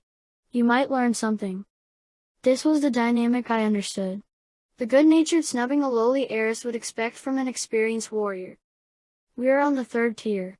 There is the engine room. Storage. Quarters. Yours are at the end. What is on the 2nd tier? Nothing. Used to be a lab. Now it is sealed up so we do not have to waste energy on environmental adaptation conversion. Think you can get around without getting lost? I believe I can. Where's my action station in the event the ship comes under attack? Olof shrugged. This ship does not have enough firepower to stop a broken-down Skritnov freighter. If a hot bug fighter comes after us, put it this way, if we're attacked your action station is kissing your tail goodbye. Olof laughed cynically. I did not see the humor. Come on. That is the tour. Let us go back to the command deck. The old Reese wants to debrief you. Chapter 15. Moments later Gonrad, Olof, Arbot, and I met on the command deck. Estrid was not present. Tell us about Visser 3. Arbot seemed eager. Gonrad less so. Where is he when he is not on his blade ship? I do not know, I answered. How did you find him in the newspaper office? We did not, Arbot said. We found you. Our ship sensors were programmed to locate your DNA pattern. We were able to download it from your academy records. Could we not do the same with Alorans? I asked. Alorans from the old days. Back before we used DNA encryption. I see. Then our most likely means of finding him would be at the next meeting of the sharing at the community center. He often attends. Not always. But often. Failing that, he is often in the Yeerk pool complex. I explained what the sharing was, and how Visser 3 was often present in human morph to address those who attended. I told them also about the location of the Yeerk pool. How many Yeerks would be present at the meeting? Arbot asked. We are only interested in one Yeerk, Gonrad snapped. Our orders are clear and specific. One target. And then we are done. If Olof can hit the target. Olof will hit the target, Arbot said coldly. Will I? It is not an easy thing to do, Alof said. Take aim at a target, a living target, aim for the kill, fire, watch to see the damage. Take a life. And this is no ordinary target, Arbot, but your brother. I have a brother, too. I wonder, when the time comes, whether you will find it so easy to give the final order. Arbot ignored Alof. Or tried to. It is a question we would all like answered, Gonrod said. It is a question that will be answered when I give that order and rid the galaxy of the abomination, Arbot snapped. It was the first time I had seen him lose what my human friends would call his cool. He recovered quickly. I need as much information as I can gather. May I continue with the questioning of this heiress? Very well. Gonrod's permission was grudging. He peered nervously at the various surveillance screens.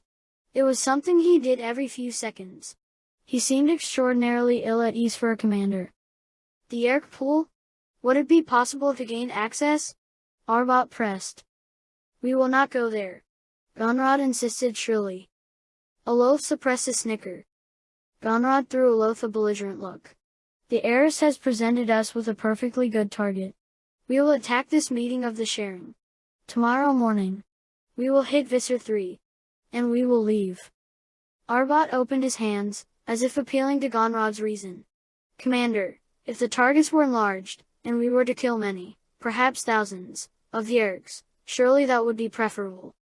There will be no enlargement of the target. Gonrod snapped. We carry out our orders. And then we leave. I saw Estrid in the arched doorway that led to the exit corridor. Commander Gonrod, she announced. I am going on a tour of the gardens and would like Aximili to accompany me. He can familiarize me with Earth creatures. I drew in my breath. I had never heard an heiress announce his plans and desires to a superior officer. Typically, he waited for orders. Gonrod's eye stalks quivered angrily. Estrid appeared to have no idea she had committed a breach of military conduct. I watched unhappily. I hated to see her rebuked. Strangely, Gonrod did not do so. Very well, he answered curtly. Come, Aximili, she said happily. I followed her to the exit hatch. The Earth hour was late. The gardens were closed. There were no humans to watch us disembark and descend to the ground on the cloaked ramp. Still, I was uneasy. Estrid was beautiful. She was a well-trained fighter. But she was no soldier. Who was she? Chapter 16. In the daytime pigeons and squirrels crowded the walkways of the gardens. But at night the sidewalks are clear. There was no sound except our 8 hooves clopping slowly along. Normally I might have worried about security personnel spotting us. But of course Estrid knew nothing about this. And I was confident that we would not be bothered. Arbot says Earth has more variety of species than any other known planet. When we scanned DNA patterns for you, the computers were nearly overwhelmed. Tell me about Arbot and Gonrod, I said. Arbot says Gonrod is an excellent pilot, and that Alof scored the highest target impact rate in the history of the Academy. Arbot says he's a top sniper. Arbot says. Again. Suddenly, I understood. How could I have been so obtuse? Estrid was Arbot's niece. Of course. That was what Alof had been hinting. Arbot might now be a professor of technological history, but he was still Apex-level intelligence. He whipped a big tail at the War Council. No wonder Estrid was allowed so much license. Estrid's 4 eyes looked to me. I wonder. Yes? The pellets called jelly beans. I would love to taste them again before leaving Earth. I believe we could find some pellets close by. Side by side, we trotted through the cool, dark night toward the main building. The visitors' center. Outside the building was something Jake and Marco called a vending machine. A large glass box containing delicious foods. No cinnamon buns or jelly beans. But many other things that would delight Estrid. I turned and delivered a kick to the machine. Brightly colored packets fell from hooks inside the machine down into a bin into which I was able to reach. It was probably not a good thing to do. Humans are very touchy about ownership. What are they? Estrid asked. You will enjoy them, I promised, beginning to morph to human. Estrid's eye stalks receded into her skull. Her legs and arms retracted. She lay on the ground, a round ball of blue and tan fur. The fur disappeared and became smooth and pink. Then, with one burst, the round ball became a human. Fully clothed. In what humans would consider normal clothing. I was amazed. I had never seen such an efficient morph. And the ability to morph something other than skin-tight bicycle shorts and t-shirts took almost supernatural powers of concentration. You are an Estrine, new, I said. My mother. Rue. She was a morph, Dan, dancer. Rue. Dancer. I learned much from her. I opened one of the packets and poured the contents into her palm. She popped them into her mouth and her face began to glow. Right pellets, SSSS. Wonderful. Full la. Jelly bean Sue. More. More. I poured the rest of them into her hand. Not jelly beans. M&Ms. The flavor is called chocolate. Chocolate. She laughed. Mouth speaking is very amusing. Amusing. Yes, mouths are very interesting. M&Ms. Chocolate. Watch this. I stuck out my tongue and let it rest lightly on my upper lip. Then I blew out my breath. T-H-H-H-B-B-B-B-B-B-B-B-B-B-B. Estrid shrieked with laughter. I did it again. T-H-H-H-B-B-B-B-B-B-B-B. What does it mean? She gasped. It is called a raspberry, I said. I do not know why. It would be very hard to have a mouth all the time. Time. It would be very difficult to concentrate on a Plinkin-arithmetic equation for more than 2 minutes. One would be too busy tasting chocolate and making raspberries, Sue. T-H-H-H-H-B-B-B-B-B-B-B. The vibrations made my lips tingle. She leaned close, watching my mouth intently. So close I could feel the tendrils of her human curls tickling my face. They have another use for mouths, I said. In addition to eating and making mouth sounds? Yes. Would you like to experience it? Is it pleasurable? She asked. I shrugged my large human shoulders. I do not know. I have never performed the action before. It requires 2 individuals, each possessing a minimum of 1 mouth. Let us experiment. Experiment. I took Estrid's face in my hands and I pressed my lips against hers. I have no words to describe the sensation. It did not tickle the mouth or cause my lips to tingle. It caused a chaotic flutter in my stomach. Small bumps broke out up and down my arms. I only had 1 heart now, but it thundered. I pulled away. That was pleasant, Estrid said. But not as pleasant as chocolate. No. But pleasurable, I said. Yes. Yes. Chapter 17. Later, Estrid and I flew through the night. Side by side. This, too, was pleasurable. I almost wish we could spend the rest of our lives like this. Together. Free. No more war. No more duty. No more fear. It was possible. If we remained in morph beyond 2 hours, we would become Nuthlids, like Tobias. We could go where we would never be found. Not by the Yeerks. Not by the Andalites. And not by the Animorphs. For one brief moment, I considered it. Where are we going? She asked. I remembered the way she had looked at me as we kissed. With admiration? Trust? Some other emotion? We could simply fly away. We could become something or someone else. Life would no doubt be simpler. Life would be a matter of life or death, survival or failure, simple, black or white choices. But in reality life seldom comes in simple shades of black and white. The choices in the real world, the choices we most often face, are all in shades of gray. And I lived in the real world. I would like to see my old friends once more, I said. Why? We were together through more battles than I can count, I said. They are no longer my comrades in arms. But I am not indifferent to them. Loyalty is admirable, she said. Yes. It is, I said dejectedly. We flew over town toward the barn. Over the mall. Past the school. Over a cluster of stores and restaurants. I took my time. Then, oh, no. Estrid, circled down with me, but remain at a safe distance as a terrible spectacle was unfolding below. In the parking lot of a McDonald's, a grizzly bear was terrorizing a group of humans. "It is Rachel," I told Estrid sadly. "The angry one." The teenagers ran screaming into the restaurant. Rachel lumbered through the parking lot. Blam. Blam. Crash. One by one, she bashed in windshields and windows, slammed foot-deep dents into the sheet metal. Horns and alarms wailed. Hoo-oop. Hoo-oop. SK Kari. Rachel raged through the restaurant door. The people inside screamed in terror. Broke windows. Poured back into the parking lot. "What is she doing?" Estrid asked. "Are those human controllers?" "The restaurant is managed by a human controller," I answered. "I do not know about the other humans. I fear her destruction is indiscriminate. Prince Jake would never have allowed it." I saw someone else come out of the restaurant. Cassie. She ran into the shadows and disappeared.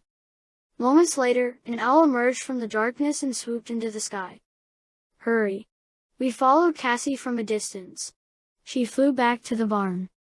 Estrid and I flew quietly through a hole on the roof and perched on a beam where we could watch without being seen. Marco lay on top of several bales of hay. He was drinking a soda and reading a magazine. "Marco," Cassie cried, in human form now. "You've got to help me. Rachel's going totally postal at McDonald's." "Not my problem. Me, I like Burger King."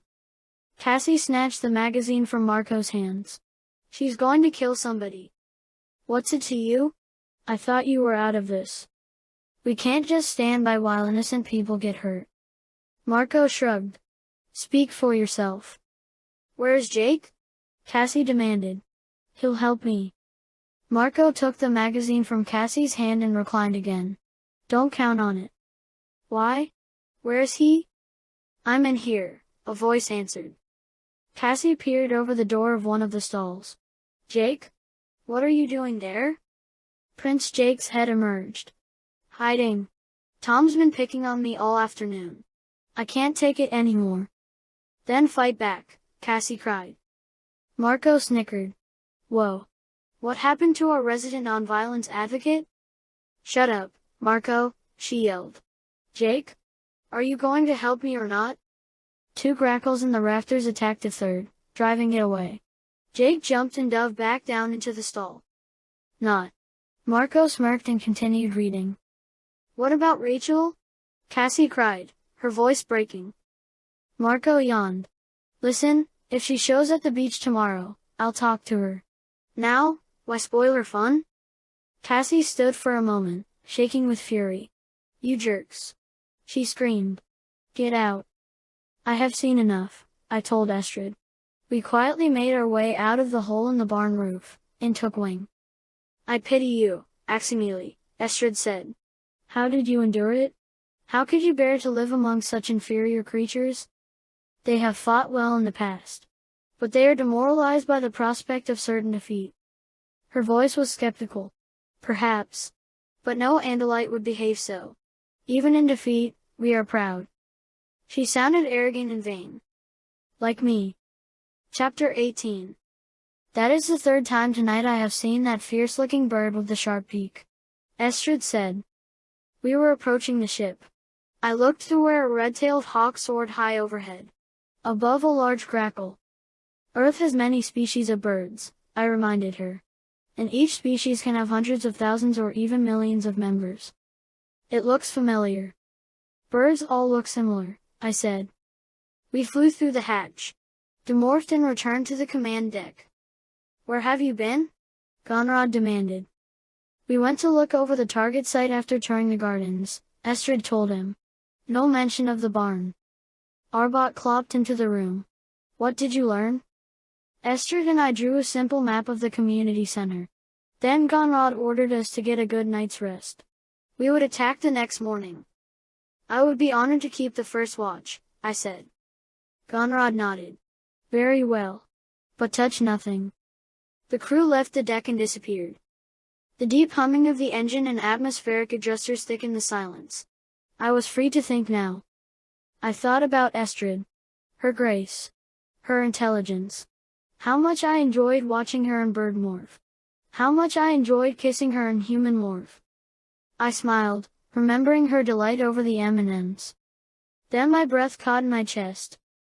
I had missed something. Something important. Probably because of my feelings for her. It would be very difficult to concentrate on a Plinkin-arithmetic equation for more than 2 minutes. Plinkin-arithmetic physics. Cutting-edge biochemical engineering. Even Andalite intellectuals do not attempt to learn its elegant but complex formulae and postulates. They say that no one really understands it. It requires thinking coherently in n dimensions. It is the plaything of geniuses. Why would Esther be concentrating on a Plinkin-arithmetic equation? It means nothing, I told myself. It is a saying. A pleasantry. Like when Marco says that something isn't exactly rocket science. Or when Rachel sneers that someone is a regular Einstein. Just a phrase to illustrate Esther's point that taste can be distracting. Just a saying. Gonrod told me to touch nothing. Nonetheless, I approached the access unit on the main console. Esther's 4 eyes had been on the control panel when she programmed in my access code. I had watched her fingers. I would use that code now. I pulled up the stats on the ship. Esther was right. An old MSTL-37. Obsolete for scientific research and pressed into service as a medical transport for the wounded and dead in the last 2 wars. I tried to call up the personnel records. A green light began to blink. Encrypted data.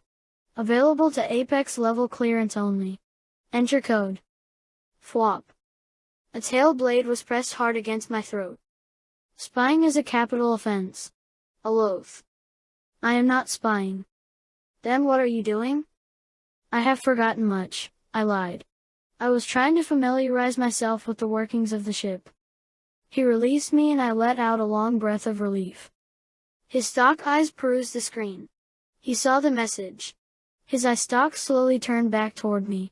Trying to familiarize yourself with the ship? Or with your comrades? Both. I would not regard that as spying. A loaf slouched against the console. So, it has begun to occur to you that you have fallen in with a bad crowd? Brother of Elfanger? I am simply curious. Aloth looked intensely at me. I trained for a while under your brother. Different from most princes. Most of them, it is almost as if life has never handed them anything but easy grazing. But Elfanger, he had lived. You could tell. He had seen things. Yes. He had. I did not know what else to say. I did not trust Aloth's intensity. The assassin was a dangerous person. Aloth laughed his cynical laugh. You want to know the secrets? You want to know who we are? I will tell you, Lil Axingmealy. You know what I was doing before I volunteered for this mission? No. Sitting in military prison. Life sentence. I took a step back. Do not fear me, little Arist. I am no danger to you. My crime was that I had no use for hypocrisy. Hypocrisy is not illegal. Not all hypocrisy, he agreed. If it were, what would we do for leaders? They would all be in jail. Now me, I was caught selling organs. Off the battlefield. They are of no use to the dead, right? Why should someone not make use of them? And why should I not receive something for my trouble? The Andalite Battle Code prohibits the selling of organs off the battlefield. It might encourage the less scrupulous to hasten a comrade's end. Or cause it. A crack shot in a sniper could ensure a steady supply of organs. No wonder he had been sentenced to life. I was careful not to let my disgust show. Yes, you see, Arisaximili, I am not a hero of the people. But at least I am not a coward. Are you saying I am? He laughed. Surprised. You? No, I meant Gonrod. He was in the same prison as me, though he faced a lesser sentence. His crime was cowardice under fire. A coward and a murderer. Both Andalite officers. Were these my own kind? We were offered the promise of pardon if we successfully completed this mission, Olof continued. And what about Arbot? The assassin shook his head. As far as I know, he is here to assassinate Visser III. Gonrod is a coward, but an excellent pilot. His job was to get us here in a substandard ship. Mine is to kill Visser III if Arbot can get me close enough to do so. With your help Arbot may succeed. Meaning that I succeed. I see. That makes sense. Does it? I am not sure anything makes sense on this mission. I did not have anything to say to that. But I had a question. Aloth, who is really in command of this unit? Arbot? Gonrod? Or is it you? Aloth laughed again. Sometimes, little Arist, I think it is the female. Chapter 19. Prepare for landing, Gonrod instructed. Our ship hovered over the park. Cloaked, of course. For the last hour we had watched people arrive. Visser 3's limousine had pulled up to the entrance 5 Earth minutes earlier. The ship sensors had probed the building and given us a map of the center's interior layout, including one extremely large meeting room. The sensors had even located what we believed to be yet another entrance to the Yeerk pool. A room that seemed to have no floor. No finite measurable depth. I remind you our mission is specific and limited, Gonrod said. Aloth and Arbot, go in through the south door. Stop any guards before they raise the alarm. Ax and Millie and I will do the same at the east entrance. Both halls are long. Any disturbance will not be heard in the main meeting room. Aloth handed out shredders. When he gave Arbot his, Aloth said, You know, Professor, if you get there before me, you can do the job. Arbot answered coldly, If I do, I will. Shall we make a wager on it? No. We will do better than a wager. I will kill Visser 3. That is an order, Aloth. You will stand by unless I fail. Is that clear? Arbot, Aloth is a trained sniper. You, Gonrod began. Arbot drew his shredder, twisted the power setting, and said, Arist? Grab that empty data disk. Throw it. Any direction, any speed. I did not know whom to obey, what to do. But Gonrod did not countermand the order. I grabbed the disk. It was the size of a human coin. I threw it with a quick flick of my wrist. It flew over Arbot's shoulder. Arbot followed it with his stalk eyes, aimed, fired over his shoulder. The disc flamed. It was not an impossible shot. I might have made it. With practice. But it was an impressive shot nevertheless. One does not rise to apex level without some basic skills, Arbot said. Aloth nodded. You take the first shot, Professor. Aloth handed me a shredder and began carefully checking his own with the slow, practiced ease of a person who had done this many times before. What about me? Estrad said. I have decided you will stay on the ship, Arbot said. That is to say, Commander Gonrod decided, he amended. I refuse. She protested hotly. Gonrod whirled on her. You refuse an order from your commanding officer? He thundered. But I. Silence. You will do as you are ordered. There was a stunned pause. It was Arbot who had exploded. Estrad recoiled slightly. Trembled. But obeyed. There is a first, Aloth said. The girl actually listening to someone. I watched Estrad carefully. She was listening to some private thought speak from Arbot. She was angry. And something else. Scared? Gonrod may have been a failure as a commander, but he was a genuinely great pilot. He laid the ship down to a perfect hover not 6 inches from the roof of the main building. Had the ship been visible it would have made quite a bizarre sight, a large metal ovoid shape resting like some nesting bird atop the community center. We descended the steep ramp to the gravel roof. The jump to the ground would be easy enough. It was risky to attack in our own Andalite forms. But it was the only way we could get to the building with our shredders. And there was a military purity about attacking as the Andalite warriors we were. Good fortune, everyone, Gonrod said. We will need it, Aloth said mordantly. Let us rock and roll, I said, and laughed at the meaninglessness of the statement. Aloth and Arbot galloped swiftly to the south face and leapt over the parapet of the roof. Gonrod and I ran at right angles to them. I leapt, landed easily on the grass below. 2 human controllers were on guard. Anda. Siuiu.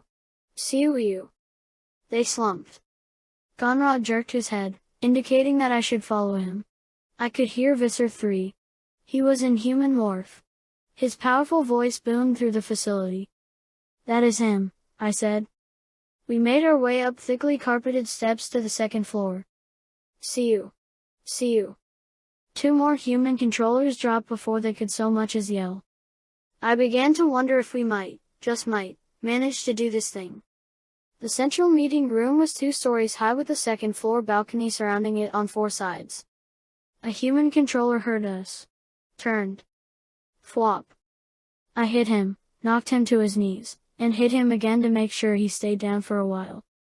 We looked down from the balcony. Visser 3 was on a stage, at the podium. No doubt the podium was shielded, armored. But the upper third of the Visser's human morph was in plain view. I could kill him. I could. Should. But I felt relieved knowing that Arbot had taken the honor of the first shot. Relieved that I did not have to take aim, squeeze the shot, watch the Visser's head flame. Across the room, on the balcony nearest Visser 3, just above him to his right, I saw 3 human controllers drop. 1. 2. The third spun and raised his weapon. And down he went. Impossible not to feel pride mixed with the fear. Within seconds this gaggle of Andalite rejects had penetrated the Yeerk security. All without an alarm being raised. But now Visser 3 was demorphing. This was a meeting of the inner sharing. Controllers all. There were none of the vague, simple fools who clustered in the swimming pool, the game room, the playground, and thought that this organization would give them a sense of belonging they lacked. These were not the wannabes, as Marco would call them. These were the hardcore. Visser 3 stood there now, an Andalite controller. The Andalite controller. And Arbot was within 20 feet. An easy shot. A clear shot. He could kill the abomination. And his brother. I knew suddenly, with the clarity that sometimes comes from moments of great stress, that Arbot would miss. I lifted my shredder and took careful aim. Siu. Shredder fire streaked past Visser 3's head. Arbot had fired. He'd blown a hole in the curtains gathered on the far side of the stage. An easy shot. A miss. Chapter 20. Aloth fired. Siu. Too late. The Visser was down, whipped around behind the podium. Still in my view. Still in my sights. Had to fire.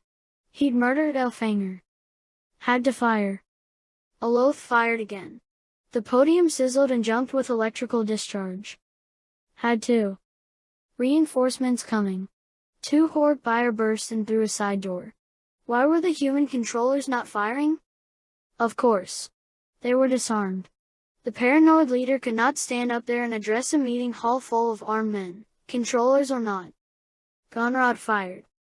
The Visser's back was seared by the beam. Shoot, Aximili, shoot. I screamed at myself. Shoot. I fired.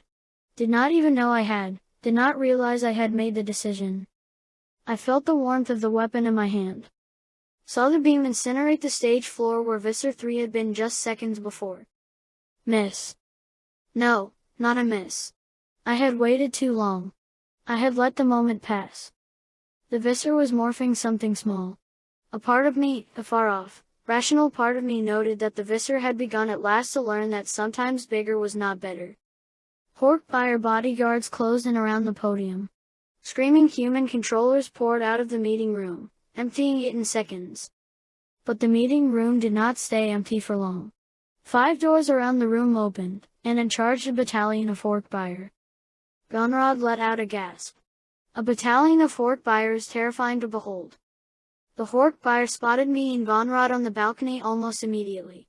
With surprising agility, they formed a pyramid. Other Horde buyers scrambled up to the balcony using their comrades' various blades and horns as steps. Siu. Siu. Siu. Siu. Siu. Gonrod fired wildly. In panic. His shots were doing damage, but not enough. And me? I stood frozen. 4 Horde buyer propelled themselves over the balcony railing. Siu. Siu. Siu. Siu. 4 Horde buyer dropped with neatly placed holes through their chests.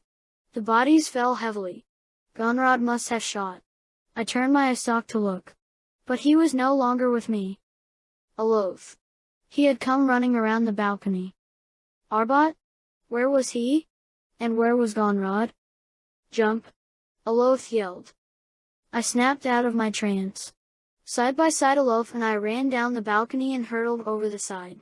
I landed badly, sprawled amidst chairs. I scrambled up. Nothing broken. See you. See you. Alof fired into the massive Hork-Buyer. Above. 2 Hork-Buyer dropping down onto Alof. See you. I fired and hit one in the arm. The other fell hard. I used my tail and dropped him. Alof gave me a curt nod. Then, let us get out of here, Arist. We ran, out through one of the doors. Out into a corridor. Arbot was there. He was firing methodically from left to right, forcing back the Hork-Buyer. Arbot. This way. We will cover you. Alof yelled.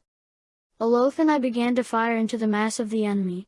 Arbot fell back to join us. The Hork-Buyer were taking cover in doorways. Visser 3. He escaped. Arbot cried. Forget Visser 3. The mission is aborted. Where is Gonrod? I asked.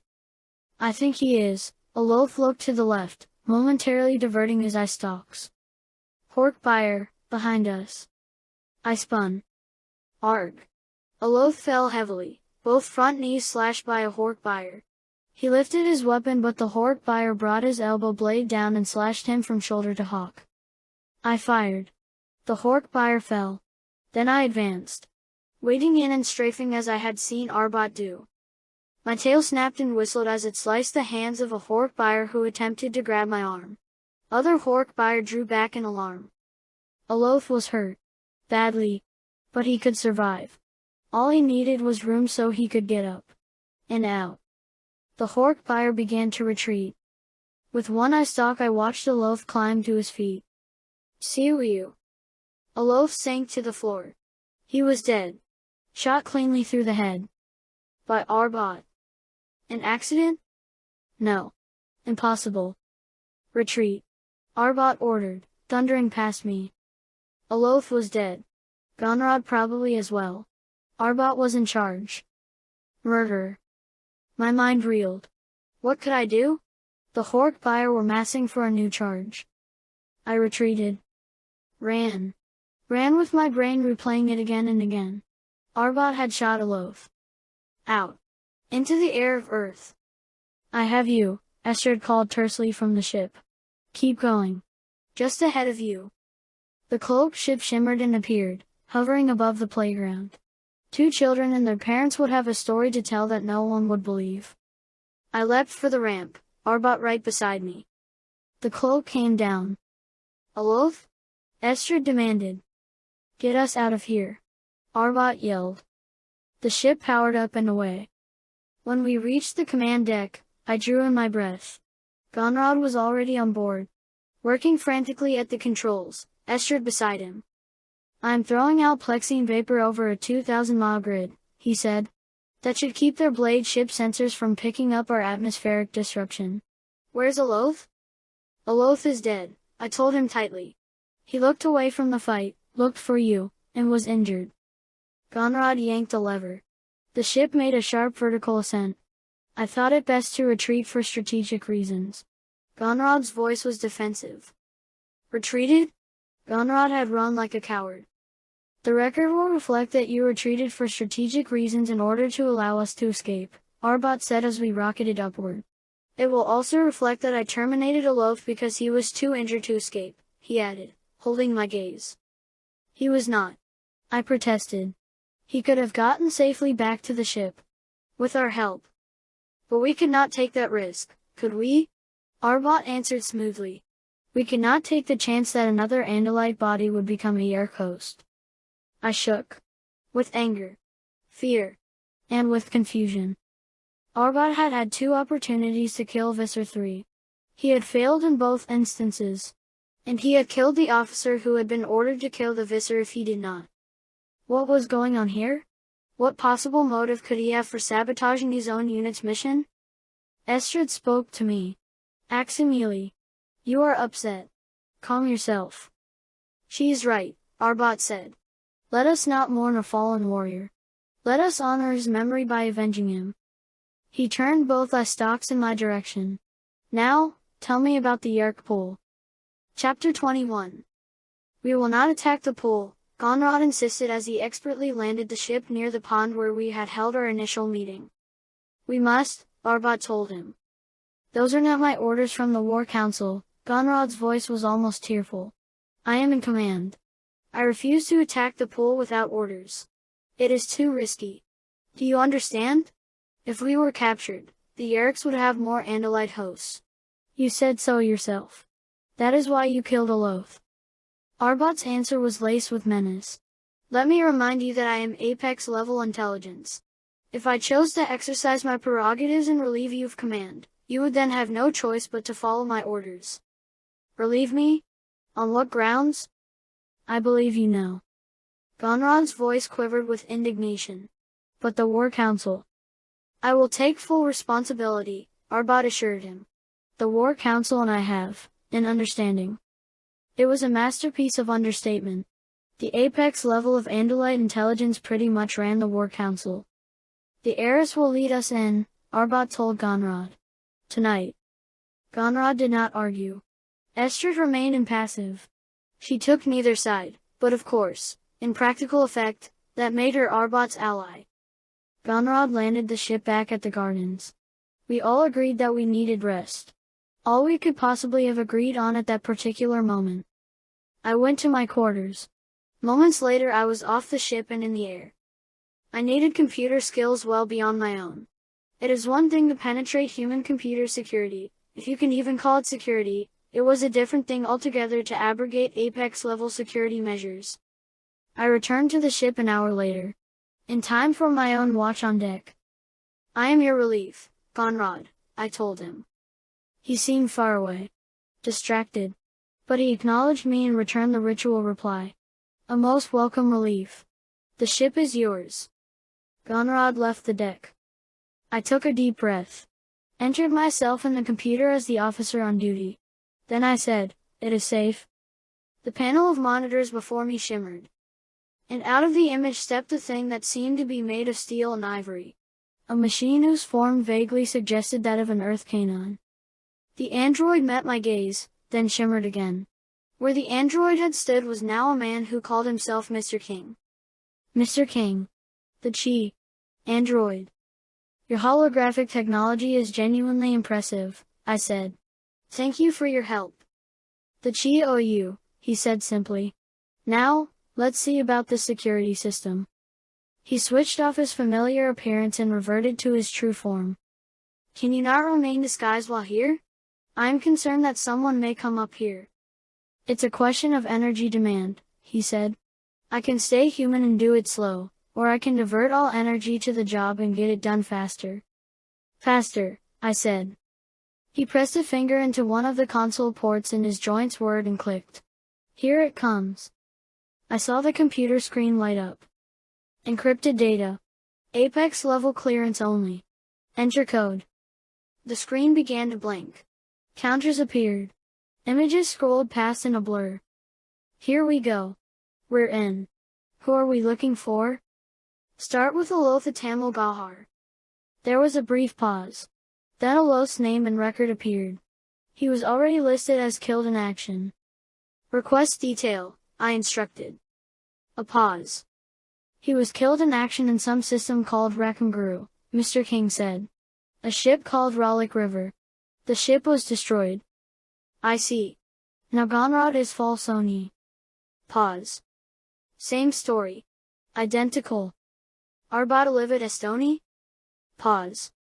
The android turned his candid face to me. You have a bunch of unlucky friends. This one was also killed aboard the Ralik River. Yes. Quite a coincidence. Is that it? One more name. Estrid Kurl Dareth? Pause. No record. Try again. Says, no record of personnel by that name. Try accessing the Academy files. This time the pause was longer. Nope, Mr. King said. Nothing. I was feeling sick. Scared. Impossible. It was all impossible. A tired old ship sent on a vital mission staffed by misfits who were already listed as dead. My heart began a dull, sickening thud. The Andalite War Council did not expect this ship to return. The Andalite War Council did not want this ship to return.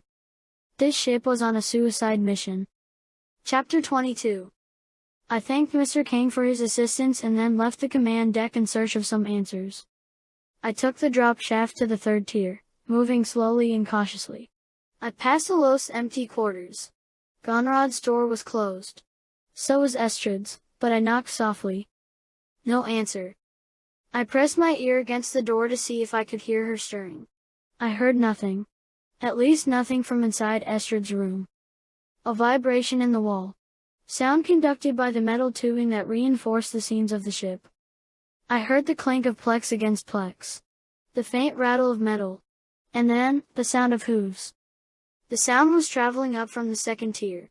The tier that was supposed to be sealed off. The lab. I stepped back into the shaft and off at the 2nd tier. The hallway was dark. I stepped forward and felt the creepy crawly sensation of passing through a force field. It was easy to figure out what the force field contained. My stomach turned. It smelled like death on this floor. Sour. Putrid. The rot of diseased flesh. The force field kept the stench from permeating the ship. And no wonder. The wall was lined with casket vaults. Empty now, but still redolent with the hideous odor of death. I picked up my hooves, careful to make no sound as I made my way toward the source of the faint noises. The smells of death receded and were replaced by the smell of decontaminant. I stopped outside a door. Yes, she was in there. I slid the door open manually to minimize noise. Estrad stood at a lab table, pouring the contents of one plex vial into another. She dropped the first vial into a steaming container of decontaminant and carefully began to place a cap on the 2nd vial. She saw me. Jerked in surprise. The vial slipped from her hand. No. Her terror galvanized me. I dove forward, my back legs skidding on the floor. I fell heavily but reached out my hands and caught the vial. Estrad groaned and her knees buckled. She sank down. Held a trembling hand out to me. Give it to me. Her voice shook. Please. Carefully. What is it, Estrad? Her expression hardened. That is not your concern. I rolled to my feet, still holding the vial. Careful. She cried, scrambling up herself. I began to open the vial.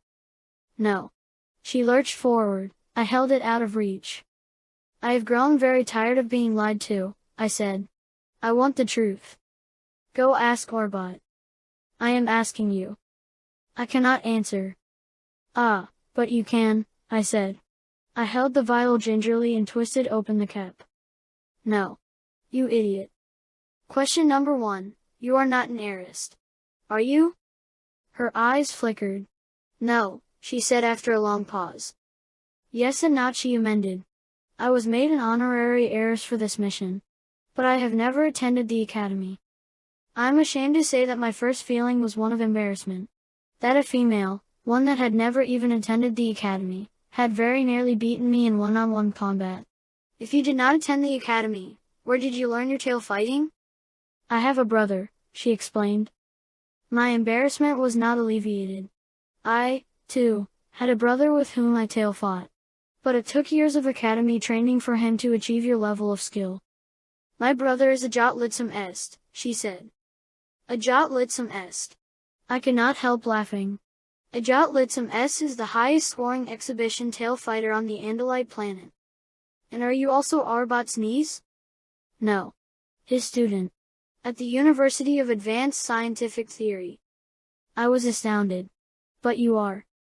Young. Yes. I am a prodigy. A genius? I do not mean to sound immodest, but it is true.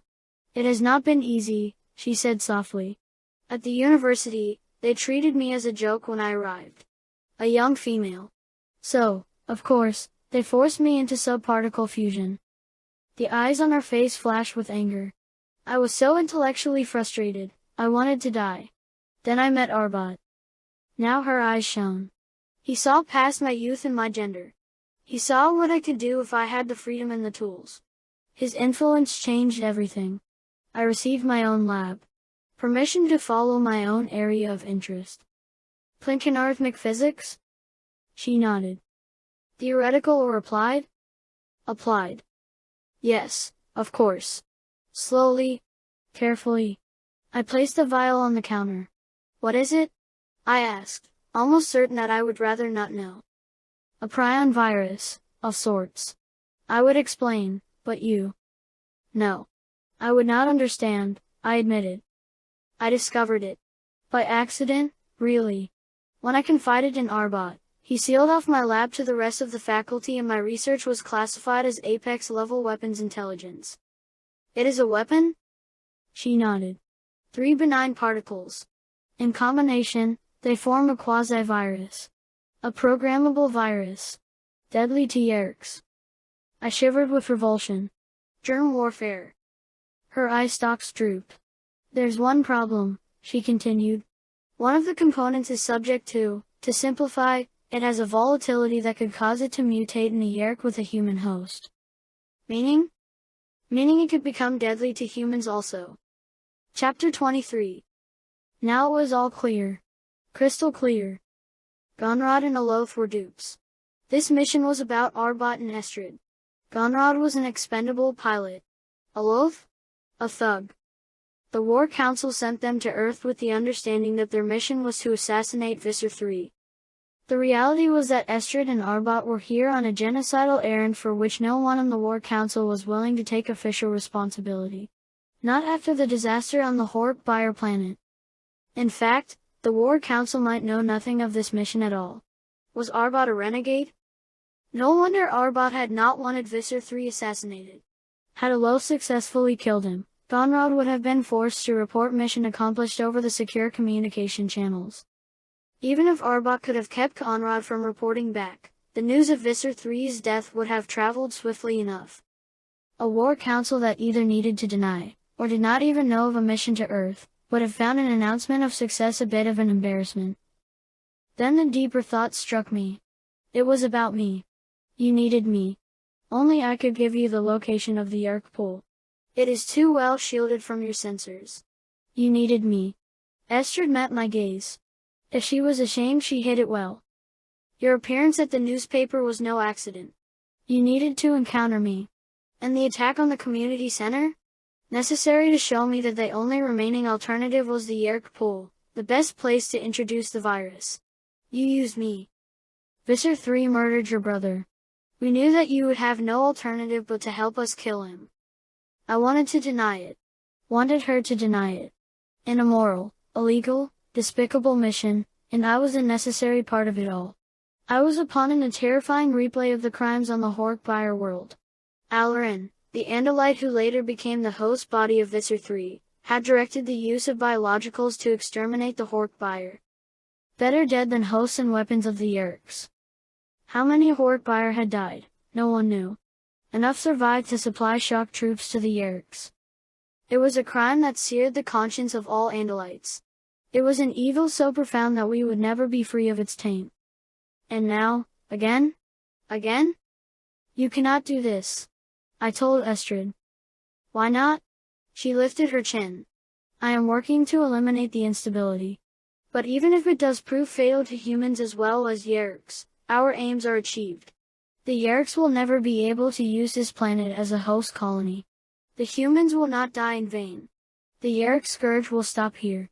They will not succeed in enslaving one more race. Your logic is indisputable. Yet, if the price of freedom is the loss of an entire sentient species, then perhaps the price is too high. The universe is a vast place, axiomally escarithized. We cannot afford to be sentimental about one species, mental about one species. There is too much at stake. Axiomally, if you only understood the elegance of the equations. If you could grasp the mathematical beauty. We are on the verge of deploying a weapon that, once it is perfected, will make us invulnerable. We will have absolute power throughout the galaxy. We can destroy the Yeerks. But not only the Yeerks. We can stop all wars, all destruction, annihilate all enemies of decency and goodness before they can carry out their evil. Estrid, if you are prepared to kill everyone, anyone that opposes you, I asked her, how are you different from the Yeerks? We are Andalites. Estrid, you cannot do this. Yes, she can, said a voice in the doorway. And she will. Chapter 24. Arbot stood in the doorway, holding a shredder on us. I have relieved Gonrod of command, Arbot answered. He is confined to his quarters. I said, Arbot, have you told Esther that her name, her presence here on the ship, her very existence, has already been wiped from the data banks? That caught Arbot by surprise. How? But he caught himself quickly. A security precaution. No. Preparation for a suicide mission. I turned my face to Estrid.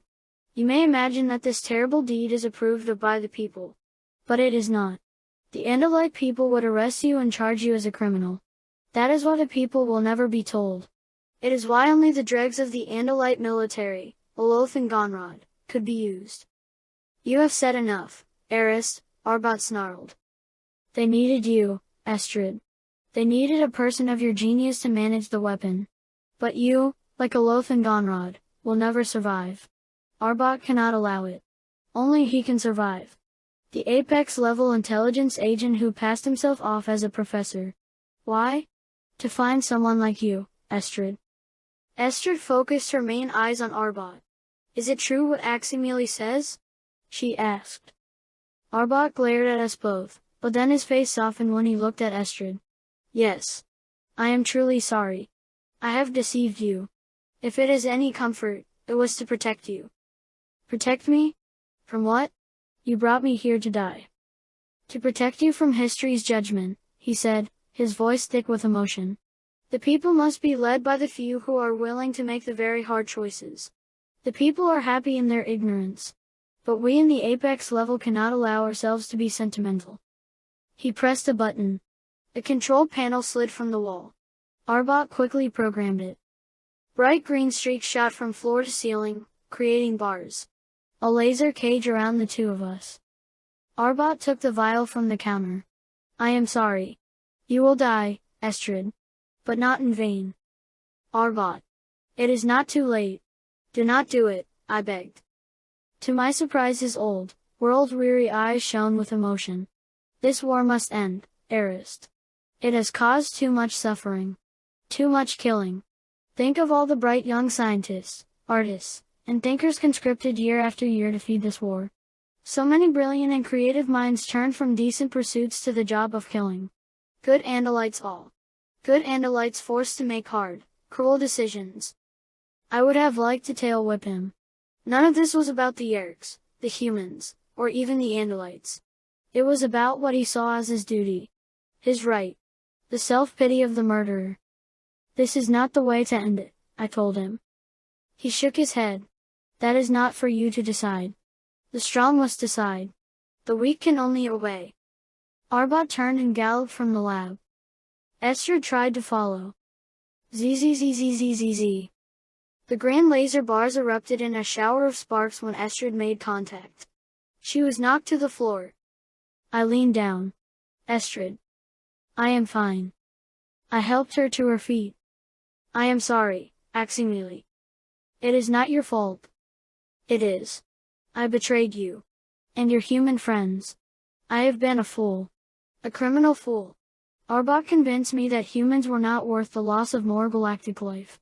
Unwilling to carry their weight in the fight for freedom. Eager to give up.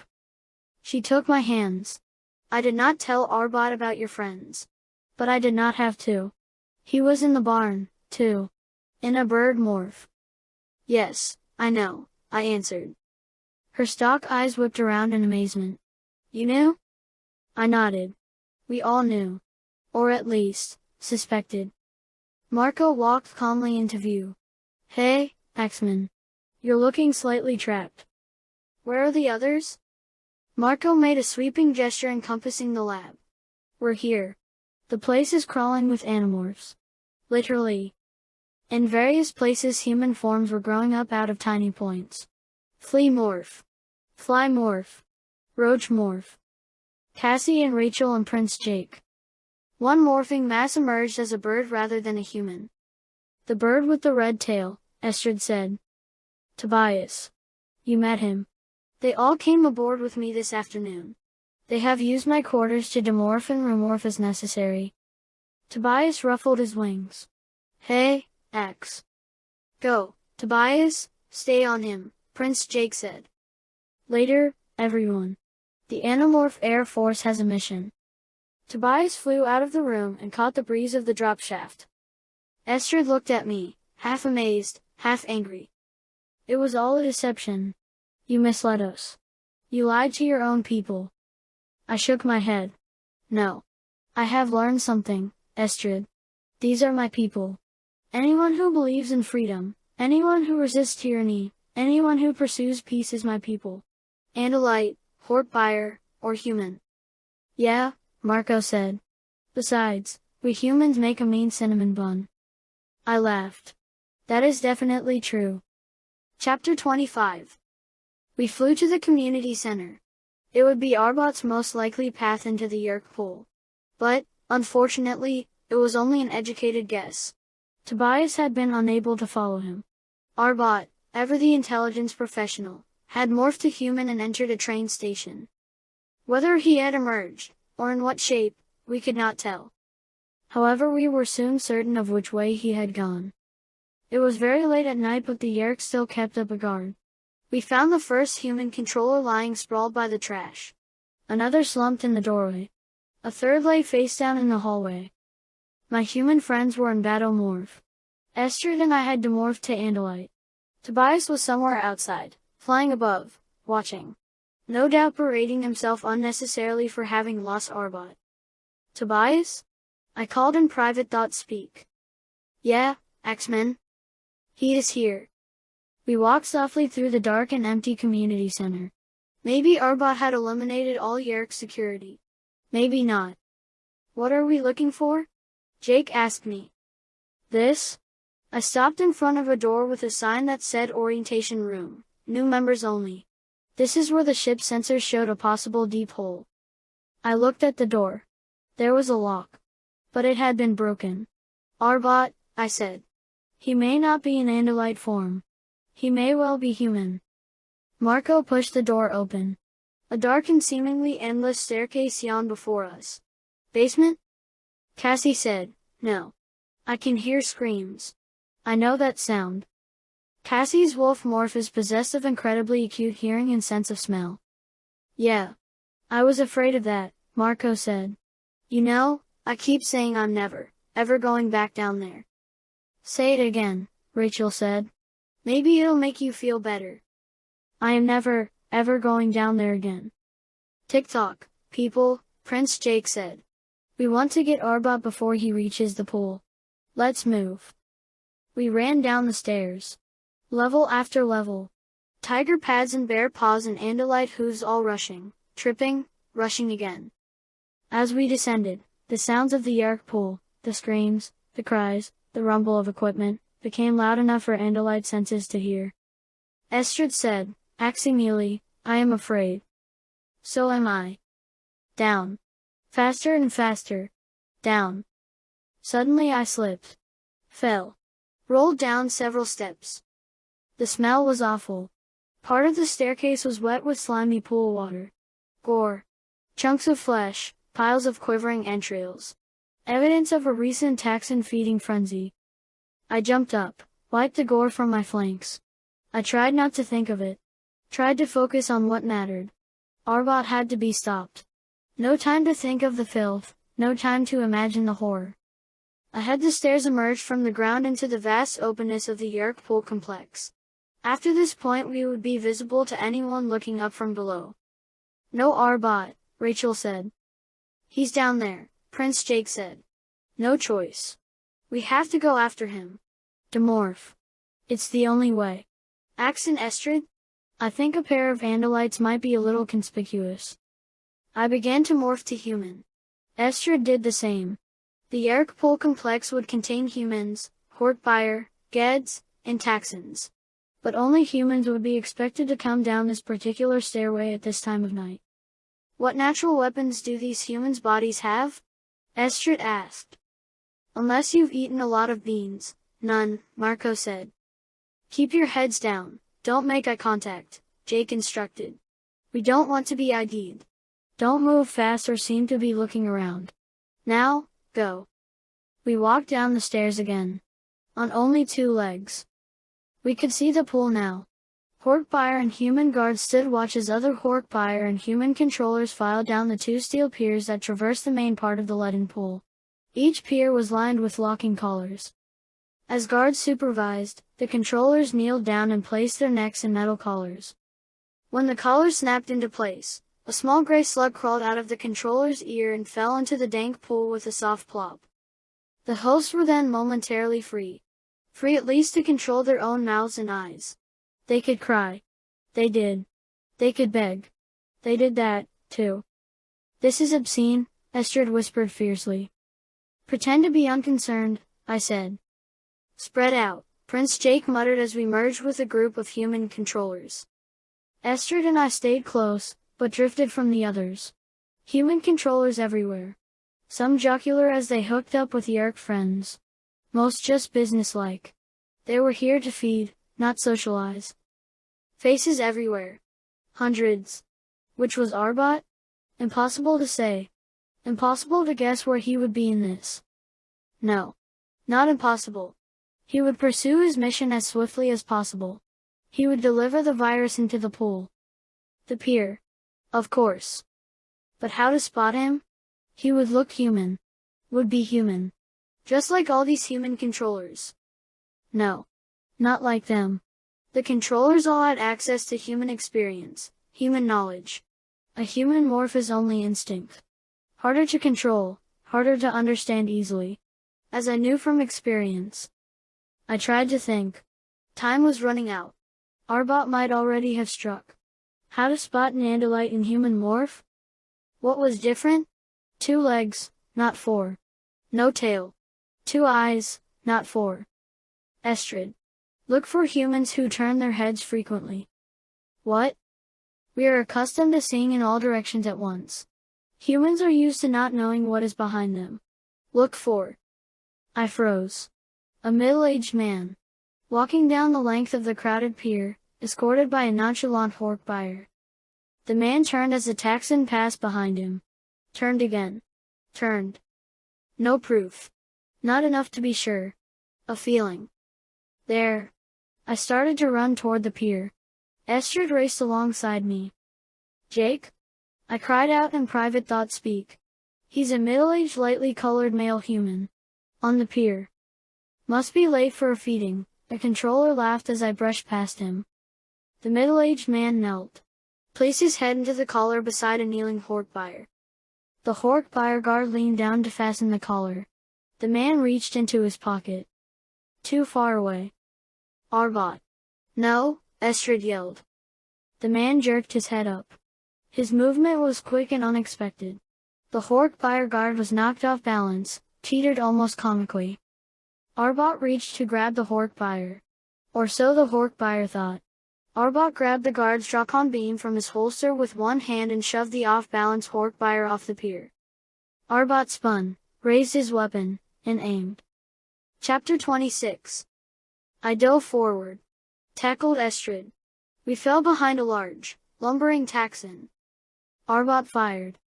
Siu. The bloated Taxon broke open. The foul contents of its stomach spewed in every direction. Blood. Bile. Entrails. Battlemorphs. I heard Prince Jake yell. Far away or near, I could not tell. Estrid. I dragged her to her feet, slipping in the gore. Another Taxon was rushing in our direction, eager to eat what was left of his former comrade. Hork-Buyer guards pounded along the steel pier, trying to locate the source of the trouble. There was chaos, but in seconds the Hork-Buyer might restore order. Then Estrid and I would be dead. Andalites. Andalites, I shouted. I yelled and waved my hands, pointing always down the pier. Andalite bandits and Hork-Buyer morph. The Hork-Buyer are Andalites. Estrid joined in. Help. Help. Security. Andalites have morphed the Hork-Buyer. Chaos would reign a while longer. But Arbot, too, took advantage of the confusion. I spotted him running. He is heading toward the cage area. I yelled. I see him. I'm on him. Rachel yelled back. I had lost sight of Arbot. And I could not see Rachel. But I got a grim satisfaction from the thought of what the intelligence agent/professor would see when next he turned around to look. Estrid and I lurched, slipping and sliding, off the pier. Back onto packed dirt. We shoved our way through the crush of human controllers. Cowards, someone yelled at us. Then, I lost him. Rachel yelled in frustration. Past the cages. I had to get Arbot. He could demorph, remorph, and we would lose him permanently.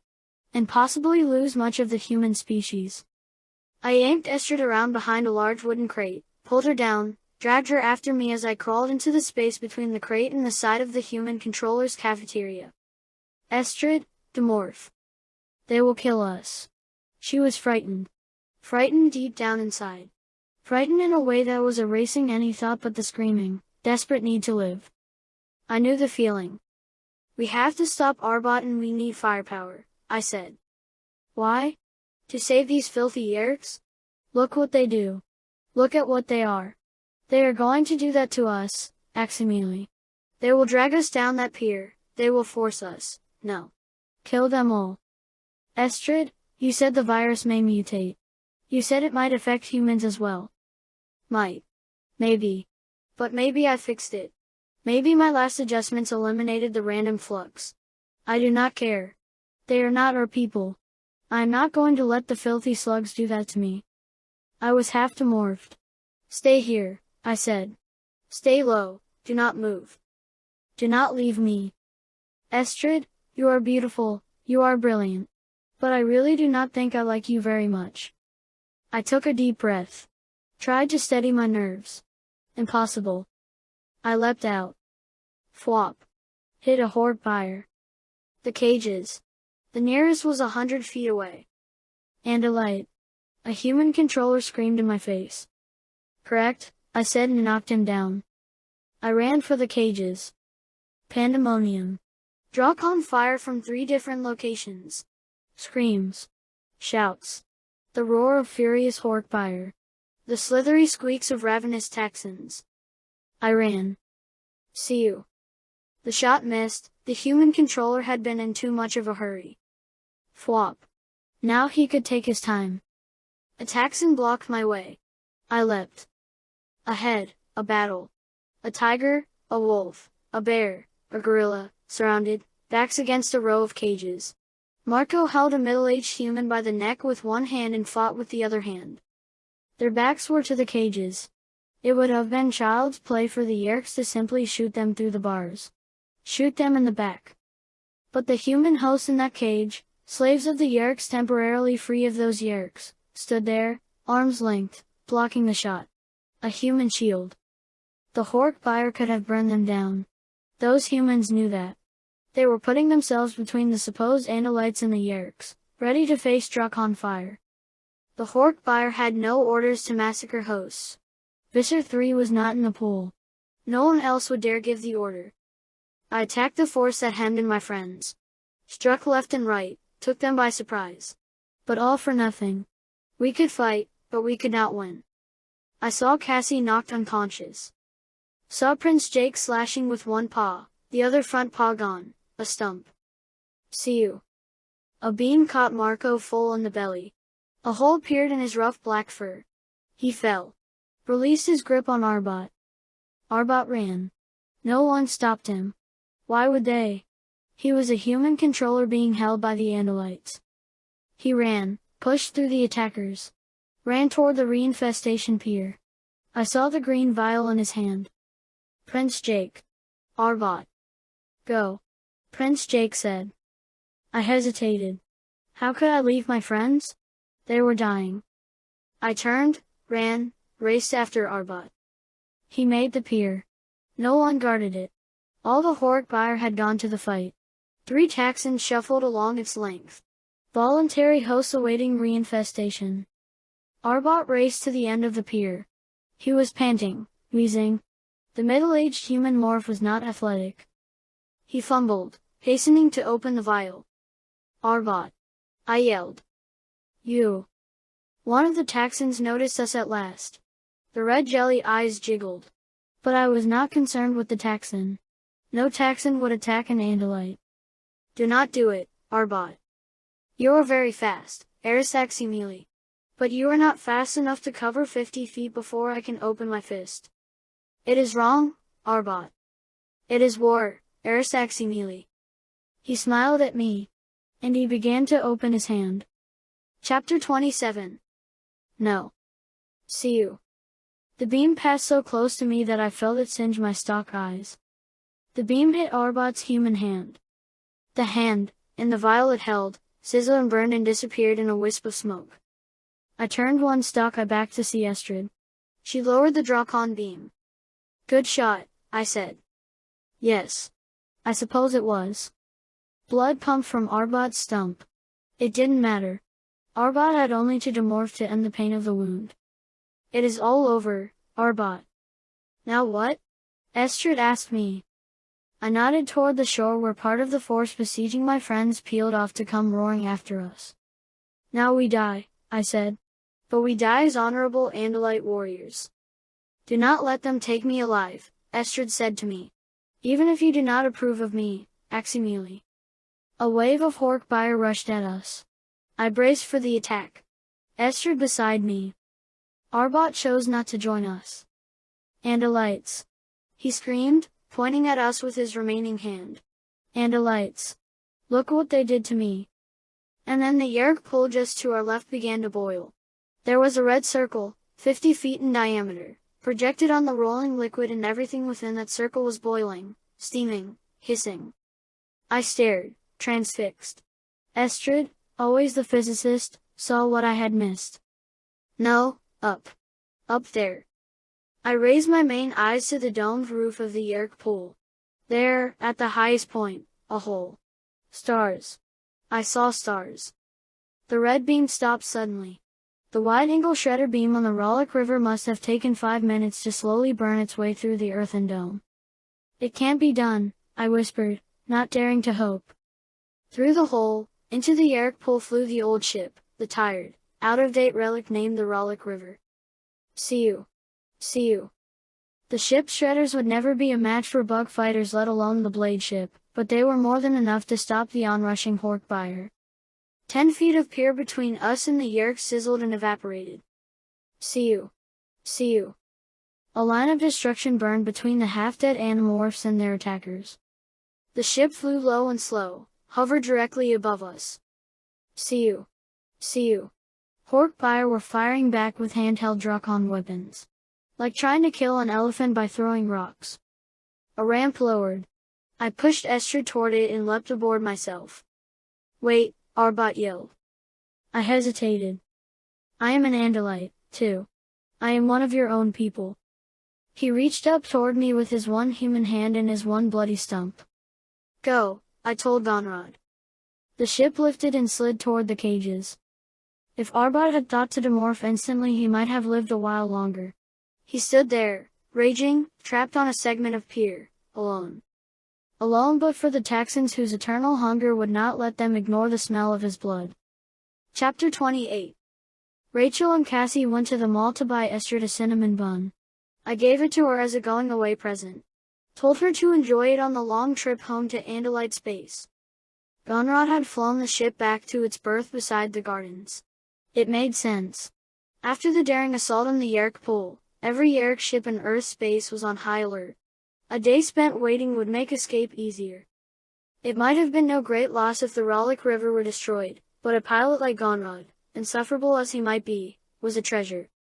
Is this as delicious as the jelly beans? Estrid asked, holding the warm paper box. Even more, I said. And this is why you care for these humans? I thought of the human hosts who had made a shield of their bodies to protect my friends. Thought of the many, uncountable times Prince Jake or Rachel or Cassie or Marco or Tobias had risked death to help me. Yes, I said. That is why I like humans. It is all about the cinnamon buns. Aximili, come home with me.